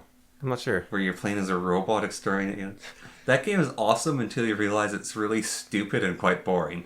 Like, that game is literally the first 30 minutes of it is fun. And then you don't want to touch it ever again. And Apocalypse, I'm not going to say... XCOM Enforcer, yeah. Apocalypse I won't call a failure. I'll say that was the spiritual predecessor to Arson games. Like their AI War and Last Federation, those guys. Do all those insane... Skyward Collapse, they do all those insanely detailed, complicated games. Lewis and Ben try to play it. Which one? Oh, Apocalypse? Yeah. Yeah. And them explaining there's the real-time mode and all that stuff. And I just looked at that and I was like, I know. And you're like controlling a city at the same time. And you're doing like police raids and like trying to keep everyone happy. Yeah. You know what? Chimera Force is the remake of Apocalypse. But on a much smaller scale, I assume? Yeah, you're managing a city, you're being police, you're trying to not make the aliens that live there unhappy, you're trying to keep the humans and the aliens happy. You have to use justified force. It's like, it's just a much smaller scale, but it is literally a remake of that. And I think it's the remake that people might have not noticed. I guess, yeah. But I think there was like a SimCity element to Apocalypse as well, where you're trying to connect power and water and all that. God. Too many games. Yeah. Rolled into one. Yeah, I feel like there is probably like 5 people out there who... It's the perfect game. It's the best game ever. Yeah. Yeah, and it's the only game they ever need. Yeah. Because if you can get into that game, you're set. You're like, yeah, this is it. I've made it. Yeah. If this is your forever game, you're happy. What was the thing you do where you sell your spaceship engine and then buy a new spaceship? I don't know. So your main police car, because you have to load people up into your car. Yeah. But you can take parts out of it, and so there's abuse in the game that Lewis and Ben decide not to use because it's considered a big cheat, which is you buy the car, then you take all its components out and you sell them all individually because they sell for more than the price of the car, and then you buy a new car and then you sell the pieces, and you do that over and over again. Basically, you get infinite money. It's kind of silly. Because it's just like it's a poor balance choice. That's actually something Xenonauts doesn't have. You can't sell anything from your workshop, which is how you make money in all the XCOM games, I think. I don't know if you do it in the new XCOM games. But... You sell them on the grey market. Yeah, so... You're basically going behind the government's back to make extra money. So you're like selling these items to like mercenaries randomly in the world. Yeah, so Xenonauts, you can't sell stuff. And... So you just have to get government funding? Yeah. And if they get unhappy, you just lose. But there's actually a mod that adds it back in, which I had for my playthrough. I think it's... What I would like... This would be cool, actually. And I think it would work well for Xenonauts, because you fight humans in Xenonauts. In the second game you do. In the first one you don't. But actually, what would work better is for XCOM files. Like that sort of idea of XCOM files. Yeah, Xenonauts 2 has XCOM files in it, basically. Okay. Yeah. But so the idea of XCOM files is you're basically like Men in Black to start with, dealing with alien invasion. But there's all these human factions that pop up. Some of them worship aliens. Sometimes they're just like random guys. Or like a crazy farmer. Is if you sell stuff on the grey market in XCOM files, let's say you sell a plasma rifle. Oh, then it can show up It somewhere. tracks the plasma rifle and it rolls a dice basically for how many you've sold. And then you're going along and Billy All the farmer, who's defending his field from these annoying XCOM men who are coming up, has like a plasma shotgun. Yeah. Get off my property. And then his like sectoid destroyer stands up from his barn. Because you had a sectoid corpse, you didn't know what to do with it. So you just sold it off because you're done researching. And this guy, he's crazy. He repaired it. Yeah. Now he has a sectopod, sorry. That'd be cool. Yeah, I like that. That'd be fun. I think it's a genre that has so much potential, and we've named a lot of ones in the genre, but there's so many. But on the other hand, there's not that many in a way. Like there's not that many good ones, and there's not that many easy to play ones. Yes, because like Xenonauts and the new XCOM are the only ones that are really easy to play. Mm-hmm. And Xenonauts, the aerial combat's basically impossible. So it's only half. So it's doing what all other XCOM games have done. No, the other XCOM games are way simpler. The aerial combat in XCOM 1 is here's a coin, flip it. Yeah, no. Well, in the original XCOM, right, you can go closer or further, and you can activate different weapons. And you choose different. Yeah, that would have been great. No, so this strategy actually, anyone playing XCOM 1, what you do is you beeline as fast as you can the alien spaceship for your own interceptor. Like, get the best interceptor you can, and it will get rid of the annoying aspect of, oh, the UFO escaped you and the government's angry at you. Oh no, you're screwed. Because this thing will shoot them down, it will win, and the aerial combat in XCOM 1 is stupid. So just abuse it to your advantage so you can just win it automatically. You know, aerial combat in Xenonauts, it's horrible in so many ways. It's hard and it's not fun. But they have an auto-resolve button. So that's all I did. I just auto-resolved every single fight. And so what I did was I just had a like double-sized Air Force and auto-resolved every fight. Yeah. So basically the same process of what I just explained to you with XCOM. Yeah. Is just hard rush upgrading your spaceship. There was a game, it was called Firebird or something, I think. And you've played Federation Force, right? No, not Federation Force, that's the... UFO Interceptor? No. Because I have played that. No, the Last Federation. Oh, yes, I played that too. Where you're the Hydra in the spaceship. You know the combat in that game? Yep. That's, I think, based on the game that I'm talking about called Firebird. That would be awesome combat for XCOM. Oh, like for aerial combat. Just do something like that. Like, it's not complicated. It's quick. It's snappy. Yeah. Yeah. I think, like in the Last Federation would actually be a really good guide. It's basically upgraded Asteroid. It's turn-based, but it's... Oh, yeah, no, the turn-based. Right, sorry. Yeah, there's that game with the airplanes where you do that. Yeah. It was like a Flash game. Yeah. Yeah, but... you just draw out an arc, and then you advance time, and then you draw another arc, and you advance time, and you choose your target. Yeah, a bunch of games use that as a mechanic. Yeah, I think it would be great for XCOM. Mm-hmm. And that's kind of what... Firaxis, XCOM 3, do that. That's kind of what Xenonauts is trying to do, I think, but it's also real-time, and it's really weird. For XCOM 3, if you didn't just want to start over again, like if Firaxis XCOM 3, you don't want to start over again, would you do Terror from the Deep with it, which is basically the aliens are underwater and our technology doesn't work, or you could do Martian invasion or something. You could like attack. Yeah, you go on the attack now. Yeah, you attack Mars. So one of the things you attack Mars, and they slowly take your technology and adapt to you. So I think I know how XCOM 3 is supposed to be done. That's what Phoenix Point was trying to do. XCOM 3 is the ethereals are running from an alien, and they are conquering all these other species to try to make a weapon they can use to beat whatever is coming. Isn't that kind of what the ethereals already did, though? Like, they mind wiped every other race in the universe? Well, none of them has been as good as humans, and so they really liked humans. What about the Dragon Men? Aren't they like better in every way? That's XCOM 1 and 2. Yeah. I mean, that's XCOM 1 and Terror from the Deep XCOM. Yeah, they're from Terror from the Deep, yeah. But aren't they, like, besides the ethereals, basically the strongest race out there? Yeah, but I'm talking about XCOM and the Long War. Yeah. Their goal is to try to make a weapon that can fight something else. Right. Is that actually the plot? Yes. Oh, okay, so the ethereals are afraid of something. Yes. This isn't you just spitballing. No. Okay. No, the ethereals are trying to make a weapon to fight something else, and so that's probably what XCOM 3 is supposed to be. Okay. So that they are actually going to be... I thought you were just coming up with a plot. No, okay. No, the ethereals have been gathering everything they can, and it's shown, like, the Chosen are half human in War of the Chosen, I'm pretty certain, and they're all really powerful. So it's some sort of weird human-alien breeding project to make super aliens. Yes, that's what they've done with every species, is they've been splicing them all with each other the whole time. Like, do they have the Dragon Men in the... No. Okay. Or do they have the Lobster Men? No, they have other aliens. So you think they could do it? The aliens were sleeping in the oceans or something of Earth, and then they wake up, and you have to work with the ethereals to. Well, you've killed all the ethereals. Oh, well, that's. But you could work with the. That's pretty bad teamwork. You could work with the sectoids and the snake men and the giant ogre men, the rageroids. I don't remember what they're called. What if you could get the occasional rare ethereal to, like the rare bonus units you could get? Like you could have one in every squad or something. That'd be kind of fun. Yeah, just get a ethereal. Yeah, they're like super strong psychics, right? Yeah. Yeah. Well, the problem is, spoilers for XCOM 2. They're on Mars. So the most powerful unit you get in the game is the commander. So you create an avatar, which is as powerful as an ethereal, or more so. And so basically, they were doing experiments on the commander, and they didn't finish it when the commander got rescued.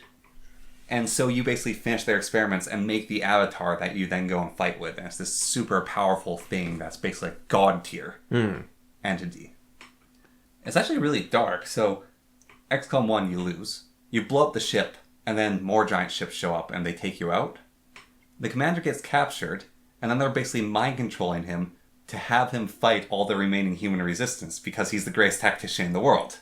And so then the guerrilla force rescues him and then uses him to fight the aliens. Is there even an XCOM 3 getting developed, do you know? There's like rumors of it, but it might be development hell. Or Firaxis just Civ 7 coming out 8 years after Civ 6. Has it been that long? Yes. Wow. And it still feels like they didn't spend enough time on Civ 6. Yeah. They have the Red Death game mode. And the pirate one, and the super climate change game mode. Yeah. And the survival zombie thing. That's Red Death. Okay. Yeah.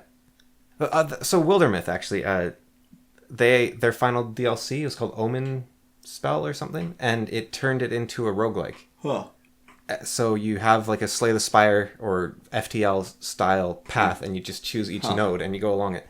And on the one hand, that feels like a step backwards because, I was talking about like Civ 6 is doing this where it just cram in all the game modes and I was saying they feel like a tech demo for a game, right?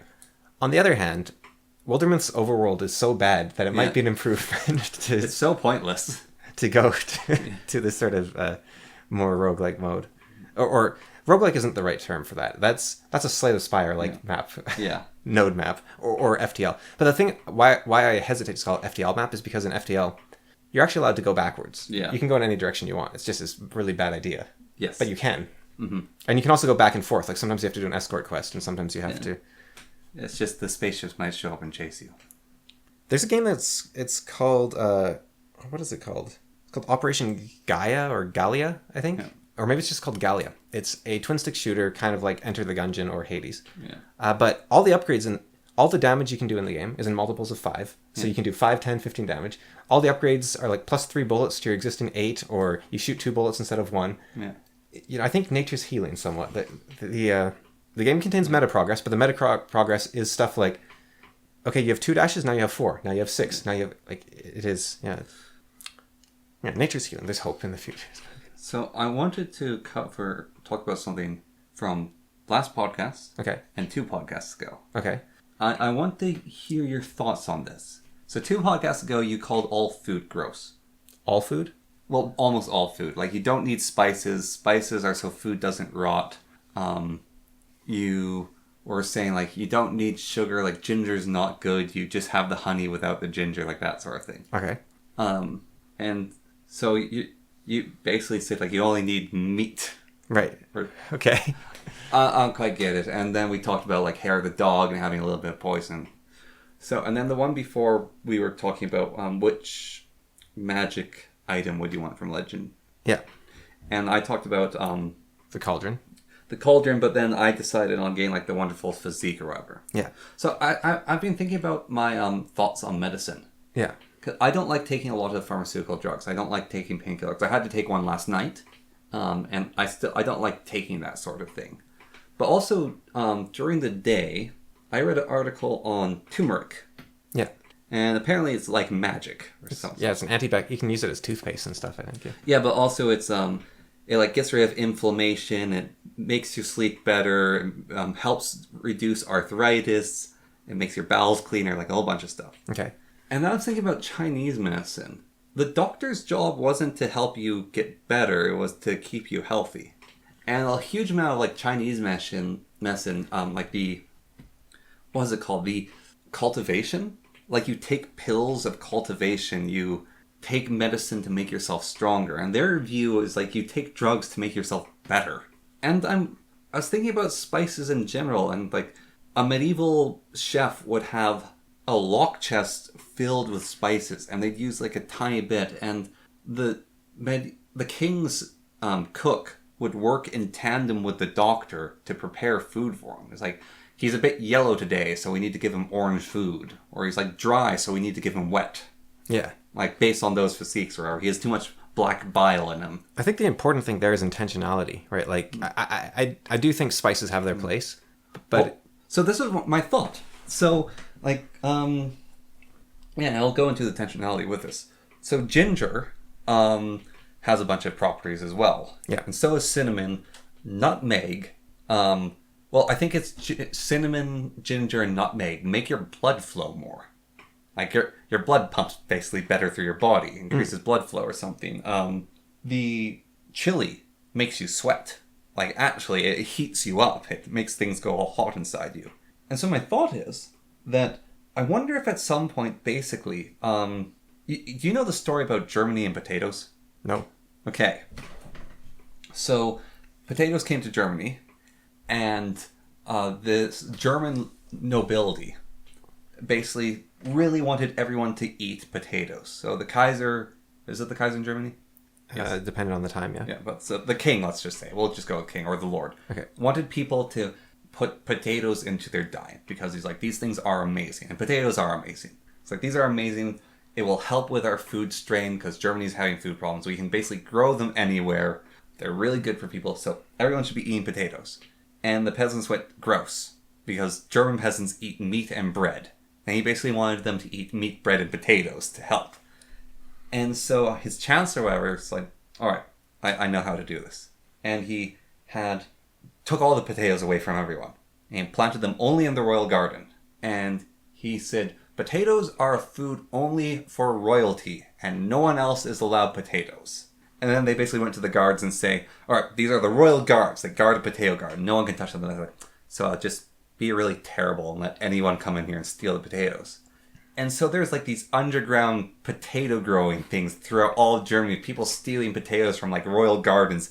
And then because you can just plant potatoes, grow more potatoes, they're like having these illegal potato growing things. And all the police were basically told, ignore it. Like if you see potato crimes going on, going, oh yeah, just walk away. Like don't care about the potatoes. And so that's how everyone started eating potatoes.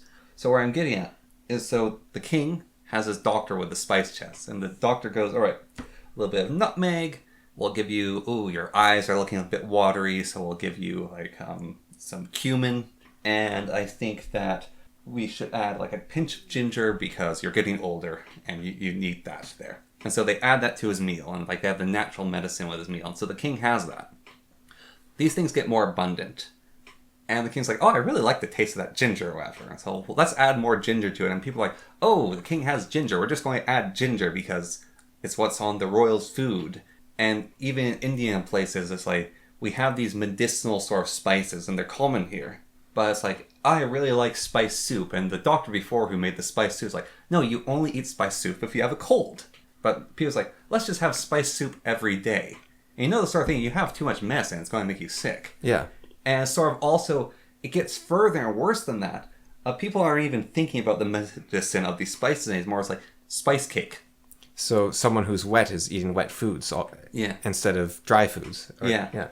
But it's even like just a spice cake. Let's just put spice in it because they taste good. And also, we're not even going to put good spice. We're just going to throw a handful of spices at it because spices just spice things up. And we don't care about it. It's just the flavor that's important now. And so I was just wondering if that sort of happened up where, like you said, intentionality is like, we're just going to eat these spices and we're going to flavor things and not really care about them as much as what they were actually there for. Yeah, I mean, I have no idea what the actual case is or not, but you can definitely see that with things like honey and sugar in general. Turmeric's like the big one. Like I was reading about all this stuff. I was like, okay, I'm going to try a little bit of turmeric. Just Yeah. Or and I'm having turmeric not like, ooh, I want turmeric in my food. It's like, I'm going to treat this as a medicine and take turmeric. And the way to eat it, you can't just put turmeric powder in your mouth. That's... you could. Yeah, but it's like putting cinnamon in your mouth. Yeah, I mean, you could do that too. Yeah. Well, actually, it's tricky. But yeah. Yeah. Problem with turmeric is you have to be really careful with it because it will stain everything. Yeah. It stains like crazy. Like it stains... your teeth, your poop. Well, your teeth will be okay actually because it doesn't bond really with them, so you can scrub them and they'll be fine. But like you get it on a white T-shirt or something, and that's a yellow T-shirt now. Yeah. Yeah. Yeah, but then I'm just also further on the Chinese medicine of like you take these pills to make yourself strong, sort of like I guess anabolic steroids, but yeah, but you're aiming for what you're lacking and you're getting strong from it. Yeah, I think. Well, I'm curious why we don't really have that approach to medicine, or we kind of do with like vitamins, like Flintstone vitamins, that sort of thing. Yeah, well, that's like one of the few things is like you make sure you get your vitamins. But we don't know what... I mean, we never knew. Like the humors... Okay, we've got the 5 humors, and now we've got the... whatever, let's say 70 vitamins. But we still don't know. There's so many different things out there. So we're just... We've got more humors now. But there's something... it's called the naturalistic fallacy people talk about. And also, everything's chemicals, right? That's the thing you hear. And so, don't be afraid of chemicals. Everything's chemicals. But I think one of the important parts... well, you have like the athletic greens, the AG1, or like the super coffee stuff. Yeah, but you do have those things. But I think with what's the difference between having a Flintstones vitamin and an orange, right? Yeah. And I think the difference is the amount of processing between each. It's the amount of steps it took to get it to your door. So the orange maybe was sprayed with pesticides, was taken from a tree, was packed by someone's hands, wrapped in plastic, let's say at worst, and sent up to you. Whereas the vitamin C extract, I don't know where they get the vitamin C from, probably from oranges, but they do all that plus... sheep's wool. Yeah, maybe it's from sheep's wool. They do all that, but they also give it a chemical bath to leach out this stuff. And a chemical, it's just let's say sulfuric acid, which is a natural stomach acid they get from slaughtering sheep or something. Yeah, okay. But each of those steps, you have to... is every knife they're using clean? Is every machine roller clean? Is the lubricant on the machine clean? Is the... whatever is squeezing it, how often do they wash that? Every step you take, there is room for more environmental contaminants to enter, basically. Yeah. Even meat, the packing fat, they don't do this as much anymore, but they used to spray bleach onto meat, or they would use radiation to sterilize it. Because if you're not getting the chunks of meat yourself and preparing them yourself, then there's that extra step of what did they do when they ground this down? What did they do when they shot it? Maybe they just stab them with a radioactive dart and then wait for them to fall over and die. And they just release Komodo dragons into this scope pen. A lot of pet food is still irradiated. They still bombard it with radiation to because animals don't live long enough for the radiation to build up to be a problem. I think is the theory. But maybe animals don't live so long because they're eating radioactive food. Maybe our cats and dogs will have another 10 years. Well, I've kind of wondered about that. Well, so there's this channel called Claire Loves Cats, and she used to have other channels, but they've kind of disappeared over time. And she feeds them just fresh fish or something, or she feeds them a lot of different foods actually. She has cat treats or stuff, but she's developing medicine and cat foods and cat treats specifically to treat her cats because she has one cat that has feline kidney disease at stage 2.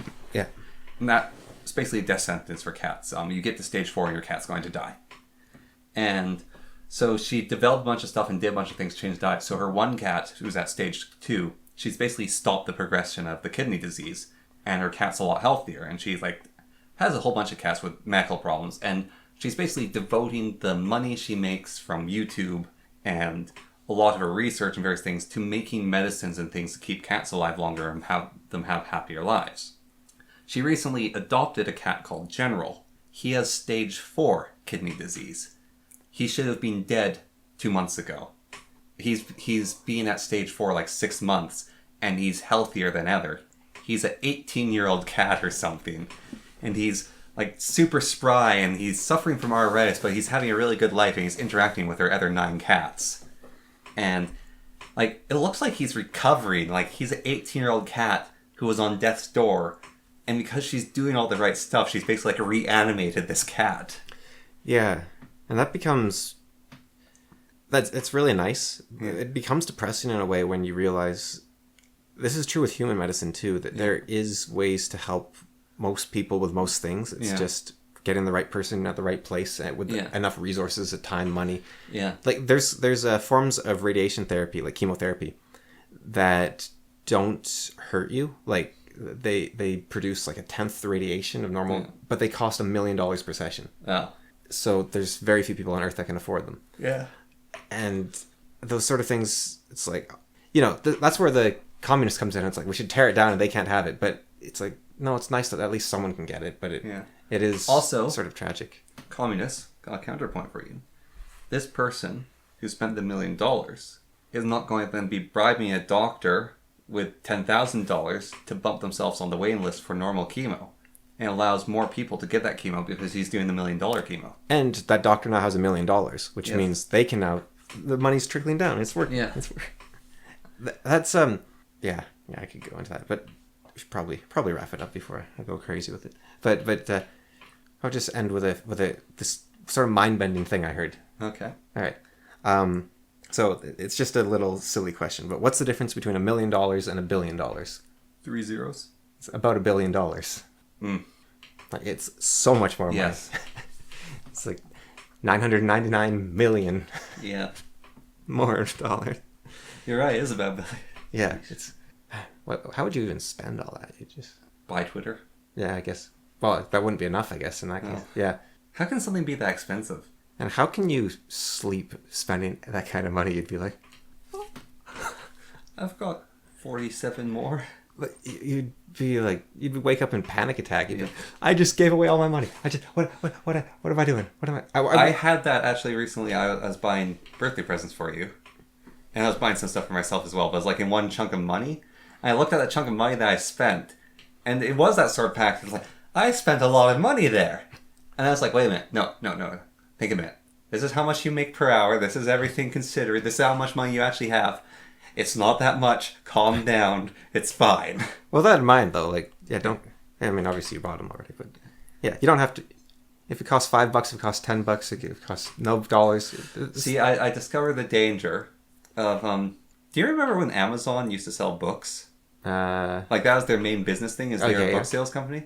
So they actually still are like some of the best booksellers in the world. Like they have really large libraries of books to acquire and sell from. Yeah. And so when I go shopping for presents, I go to the different bookstores and I go to sections that I'm interested in getting people books from. And I look at these sections and go, okay, that one looks so interesting, but oh no, it's like this author, it's got this tilt to it or whatever. And there's a limited selection to get from. I made the mistake of, I went to the Amazon books section. Just infinite books. Yes. I think I shouldn't do that again because it's so easy to buy like a bunch of books. And they're cheap. They're really cheap. It's not cheap though once you've bought 20. But yeah. And that's not even including Kindle buying books. Like this is buying physical copies, they're cheap. And you just don't really realize until you're like, oh shoot, I bought a lot of books there. But yeah. Well, I appreciate whatever the presents will be. Yeah. But yeah, you don't have to go crazy with presents for me. That's fine. That's fine. If you just get me like a new lead for my pencil or something, well, all right. I'll make great use of it. This is a bit of knowledge about presents. I've said it before on many different things, but one step is, of course, you have to be able to afford it. Yeah. But if you don't ever feel like you have to get a gift for someone. Yeah. And how you get gifts for people is you see something, even if you're searching for gifts, is you see something and it's like, I want to get that for them. And they might hate it. They might not like it. That's not what matters. What matters is, that's tickled my fancy. I think it's something that I can give them. And then when you give them the gift, they can throw it into a fire. Yeah. And that's the 2 steps to gifts. 3 steps is, don't bankrupt yourself. Yeah. Get something that you want to get someone. Yeah, regardless of the cost. If it's really cool and it's a penny, sure. Yeah. And then they can do what they want with it. I think one of the coolest things I ever found, it was like $2, but it was super rare and they weren't aware of the value, and I was just like, well, I'll take it. And then they destroyed it because they're like, oh, sorry, we didn't realize this. But it was really cool at the time. But what are you talking about? It was a book that I... Chaos Dwarf book? Yeah, I think it was the Chaos Dwarfs. It might have been the Lizard Man. I went on to eBay to try to find chaos book dwarfs. $350. Yeah. The cheapest one I could find was $120. But it was like they were like, yeah, we're selling it for $1.30, and I was like, okay, I'll take it. And then, yeah, sorry, it's not doesn't meet our standards. I don't, if just I'll pay the shipping. I will take it. Half of it's missing. I'll pay the shipping, and we'll see what happens. Yeah. But have you considered though, if you weren't buying me all this avocado toast, you could have a house by now. There are different scales. What's the difference between me having a house and $1 million? What's the difference between me having avocado toast and a house? It's a house. Yeah. But no, it's literally, what's the difference between me having a house and $1 million? It's $1 million. God. Okay. Before I become depressed. We'll just stop there. All right. Ciao.